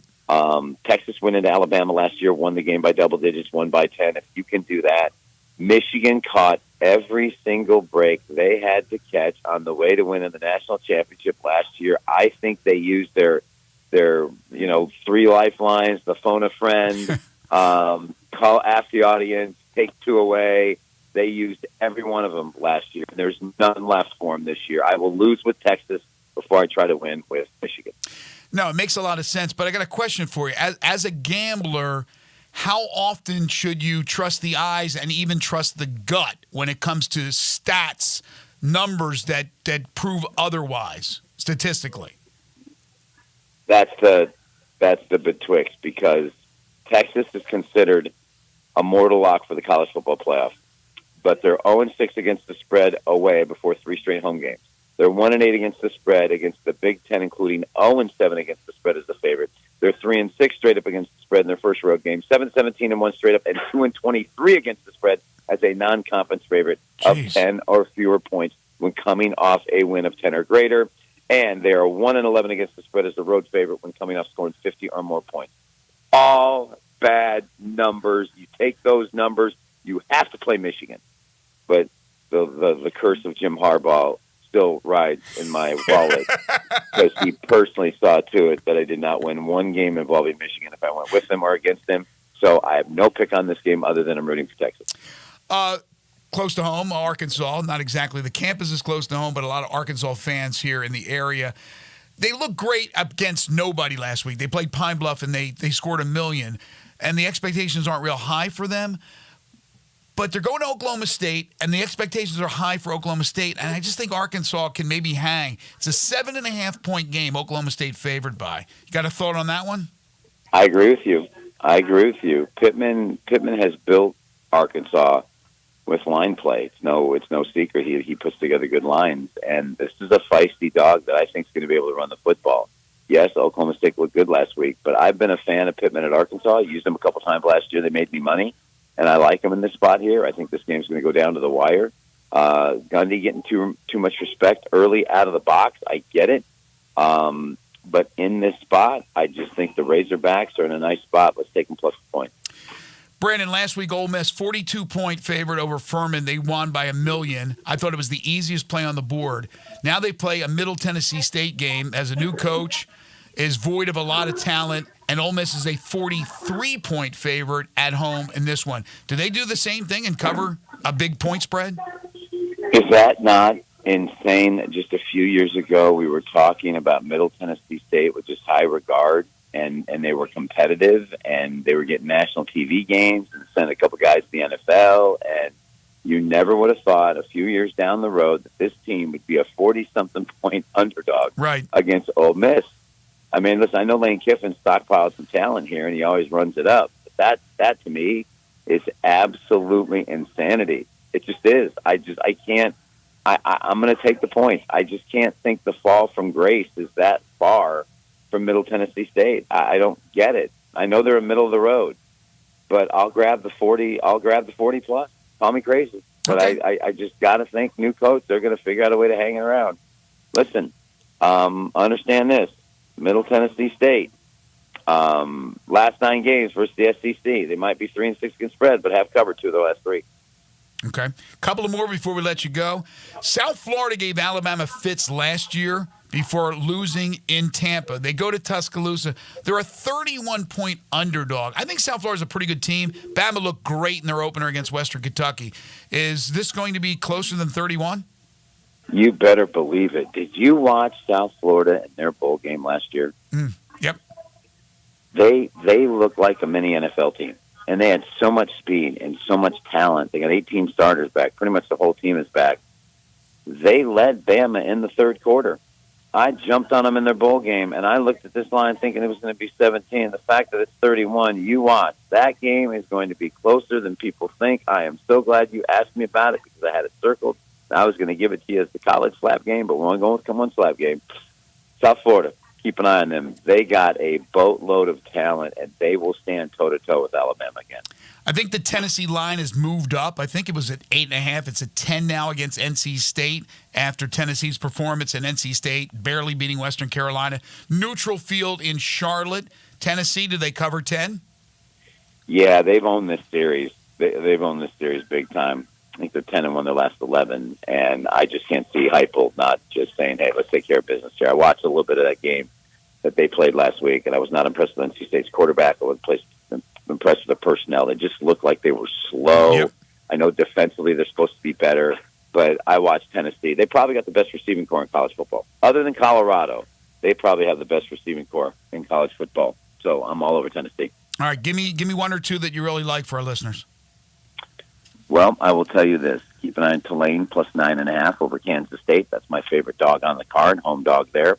And you hit on the other one, South Florida, plus points over Alabama. They will stay within that number. He is the one and only Brandon Lang. He joins us every single Friday to talk college football and NFL, podcaster for the Believe Podcast Network, and, of course, the website BrandonLang.com. I'll rib Eli that he's not invited to the wedding anymore when I see him, and I appreciate it, and we'll talk to you Friday. Next week. What are the odds of you give odds if you're a 150 favorite or a plus 200 underdog you making the wedding? Well, again, it all depends on my football schedule, but being the sideline reporter for Memphis, it probably doesn't look good. I'd love to be there, but we'll see. Stranger things have happened. Thanks, Brandon. Okay. All right, buddy. Take care. Yeah, unfortunately, I've been invited to several fall weddings, and they're just tough. My good friend's daughter's getting married, unfortunately, down in, not unfortunately she's getting married. Unfortunately, I can't make it. It's down in Austin because I got football. I got responsibilities with the Tigers, working the sidelines. And so fall weddings are tough. And I tell people, do not schedule a fall funeral because they probably will not make it. Right, Zach? Don't schedule nothing? No rim shot? Okay. Yeah, I all right, I wanted a rim shot there. I got nothing out of it. Jenkins Floors and More. They are the third-hour sponsor of Sports 56 Mornings. They have the new showroom open up at 2356 Goodman Road in Horn Lake. They were down in Hernando, have moved the facilities up to Horn Lake. They also have a store in Cleveland, Mississippi, if you're down there, Little Rock, Arkansas as well. This is a family-owned and operated local business that specializes in flooring and carpeting. And if it's variety you're looking for, they have it. They got all those SPC and WPC vinyls. These are top-of-the-line, scratch-resistant, waterproof vinyls. Ceramic and porcelain tiles, hardwoods by Portercraft, carpeting from Southern Luxury Carpet, backsplashes for your kitchens and bathrooms, plantation shutters and blinds as well. They sell at wholesale. Skip the middleman, save you lots of money in the process. Timmy and Rebecca Jenkins started this business about 8 years ago in their garage in Cleveland, Mississippi, and because of their quality of work, their attention to detail, their pricing, they have earned their reputation of being one of the top flooring companies in the area. And they're just good people. So for residential and commercial, homeowners, contractors, do yourself a favor, see what Jenkins Floors and More has to offer, and they will install. They'll do so with an unheard of 2-week turnaround. They'll come to you, they'll give you a free estimate, bring the samples, show you what it will look like, and again, if you go with Jenkins, 2 weeks, they'll have the job done. But again, you want to do it yourself? Get your supplies from Jenkins Floors and More and save a lot of money in the process. Again, they're located at 2356 Goodman Road in Horn Lake. If you have any questions, give them a call at 662-469-9350. That's 662-469-9350. They're open Monday through Saturday. Again, let them come out, give you a free estimate. All military and first responders, 10% off. Sports 56 listeners, call them and ask them about their family discount. Great family, great service. Jenkins Floors and More, third-hour sponsor of Sports 56 Mornings. We're coming back to wrap it up for this Friday edition of Sports 56 Mornings with Greg and Eli, on Real Sports Talk, Sports 56 and 98.5 FM. We are Real Sports Talk. Sports 56 WHBQ. Available on your radio dial at 560 AM and 98.5 FM, as well as around the world online at sports56whbq.com. Take us with you everywhere by downloading the Sports 56 app. And at home, just say, Alexa, play Sports 56. Wherever you are, stay tuned in to Real Sports Talk. Sports 56 and 98.5 FM. Visit Frontier Western Store today for new shirts and boots. Frontier is your top Carhartt store in the Mid-South. There's thousands of in-stock shirts and jeans. They have the classic K87 pocket tee in every color they make, including new ones just released. Available small to 4X. Want new jeans? Frontier has you covered with super tough work denim by Carhartt. And you've got to check out their selection of Harriet jeans for men, women, and children. You'll love how easy it is to find the size and style you need. Have you seen Frontier's remodeled world-famous boot showroom? It continues to expand. New styles by Ariat just arrived, plus plenty of in-stock proven classics too. Whether you need work or dress boots, trust that Frontier's the place to come. See thousands of pairs of Ariat boots and thousands more by Dan Post, Corral, Durango, Rocky, Twisted X, and others. And Frontier's pricing is lower than online and chain stores, so you know just the local shop to visit. Frontier Western Store, 5880 Goodman Road in Olive Branch, and on the web at frontierwesternstore.com. Locally owned and operated since 1967. Nestled in the heart of East Memphis, located corner of Park and Cherry, is a beautiful residential neighborhood. I'm here at Town Village Audubon Park interviewing a new resident, Carolyn. Share with us why you chose Town Village. Well, if your parents or special friends need to make that big move, let me share with you my experience. It was tough for me to leave home, but then I discovered Town Village. I would like to highly recommend Town Village to you and your loved ones. After looking at all the amenities and meeting all the people and staff, I was hooked. From restaurant, bistro, 3 meals per day, housekeeping, transportation, security, health care, physical therapy, exercise room, and even a heated pool and spa. Come see us and make your new home in Town Village. Visit us and call Daniel at Town Village Audubon Park at 901-374-7342. There's no place like home, Town Village. For life's spectacular moments, only a real diamond will do. At Sissy's Log Cabin, you'll discover a brilliant selection of natural diamonds, along with our promise of unmatched quality and service. The only real diamond is a natural diamond from Sissy's. Find yours when you stop by any of our 6 locations or shop online at sissyslogcabin.com. Discover the natural diamond of your dreams only at Sissy's Log Cabin, because life's too short for ordinary jewelry. When you think about insurance and you want great value without sacrificing great service, I want you to think one place: the Eflin Insurance and the entire Eflin Insurance team. Matt and his group of professionals will access 10 leading companies to find the right home and auto program that fits your budget and your absolute needs. The Eflin Insurance team, the number 386-GER, 386-4777. Hello, sports fans out there. Walker Taylor here with the Germantown and Collierville Commissary. We just celebrated our 43rd year in business, and I would like to thank our fantastic customers and especially our loyal staff. Time has flown by. We now have a second location, Poplar and Houston Levy in Collierville. Catering is a specialty of ours. 50 to 5,000, no job too small, no job too big. Full service or self-service. We also have a party room in Collierville that is great for rehearsal dinners, business meetings, you name it, we'd love to have you. Also, our barbecue party packs start at $8.75 a person. Barbecue, beans, slaw, bun sauce, including serving utensils. Especially great for tailgating with football season coming up. The commissary restaurants also believe in giving back to the community. Possibly you have been approached by somebody selling a barbecue 6-pack coupon for fundraising. Cheerleading groups, church groups, anything to help a worthy cause. Holidays are near. Smoked hams and smoked turkeys will be on the pit before you know it. Come see us at Germantown and Collierville Commissary. Also check us out at commissarybarbecue.com.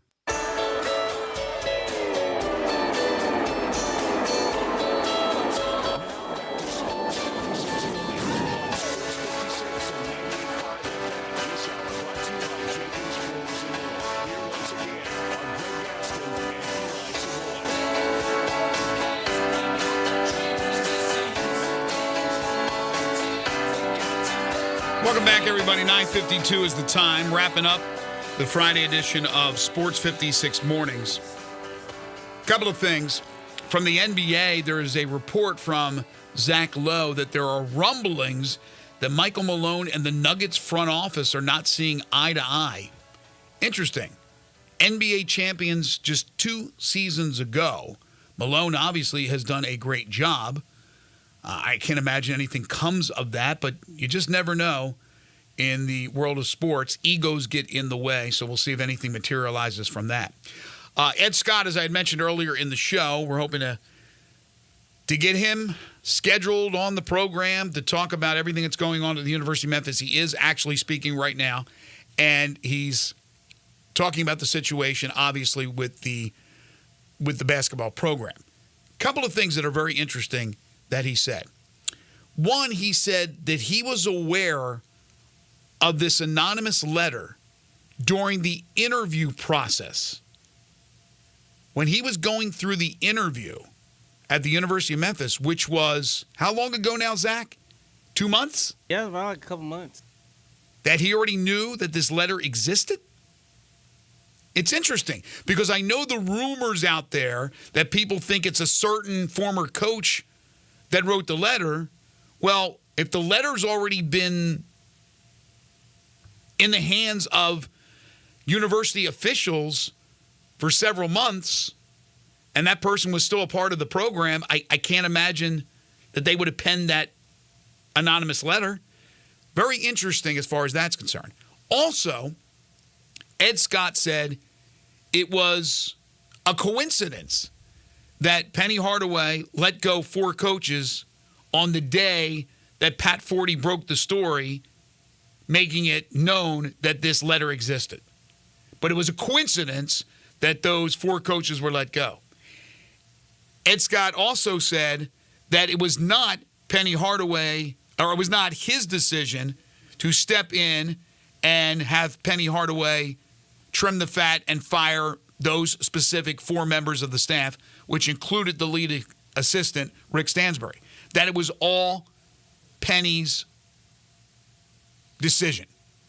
And Penny, in that email, made it clear that it was his decision, but it was also very questionable about the timing of everything. And that's what people came out of that email, because basically the gist of it was, we're trying to improve the program. We're trying to do things to improve the program, and I think this is the right time to do it. Nobody believes that this is the right time to fire 4 staff members, including an assistant coach of that prominence, Rick Stansbury. So, interesting, Ed says, again, not his decision. He's talked to Penny about the staff and just the totality of the program, but it was Penny's decision to let go of those 4. That's according to Ed Sutton. Ed Sutton. That's according to Ed Scott. Ed Sutton, where'd that come from? That's according to Ed Scott just moments ago. Also, a coincidence that it happened on the same day that the news had leaked out about the anonymous letter. And really the one that stands out to me is that he knew of this letter, that this letter existed when he was interviewed, which I applaud the university for full disclosure for any candidate to know what they were walking into. Probably didn't see the letter, but just was told about the letter. But that means the letter's been around for a lot longer than we have thought. We thought it was basically last week. Anything else, Zach? That he's pretty much been saying that Penny is going to be the head coach when Missouri comes into town. I mean, again, I'm running out of time, but let me emphasize this one more time. Unless the person who wrote the letter, who says they have all the facts to back these accusations, comes out and provides that to the NCAA, which is down the road because we know that the NCAA moves at a snail's pace, nothing is going to happen now. Doesn't mean anything's going to happen later because these are just accusations. They're allegations. Nobody knows if it's accurate. Now, there's a lot of people that feel that there could be some truth. Where there's smoke, there's fire. But I just don't see anything happening. If Ed wasn't going to come in and clean house, and there was no way Ed was coming in a couple of months and making his mark as the guy who fired Penny Hardaway, I'm not saying that he has the cojones to make a move if that move is necessary. And that move will be necessary if the NCAA, again, gets all this information and deems that they committed these allegations when they're already on probation. But we will see. But right now, I don't think anything as far as a removal of the head coach is going to happen. He will be coaching this team, at least for the start of the season, and hopefully for his sake, the entire season. That's going to do it for us this week. We want to thank our great guests, John Varlas, Matt Infield, David Johnson, and Brandon Lang for joining me today. Waldo and Friends on Sports 56 is coming up next. Thanks to you folks for listening, your calls, your texts. We always appreciate it. For Eli Savoy, who returns on Monday, for Zach Boyd, I'm Greg Gaston. Have a great weekend. We'll talk to you bright and early starting at 7 a.m. on Monday morning.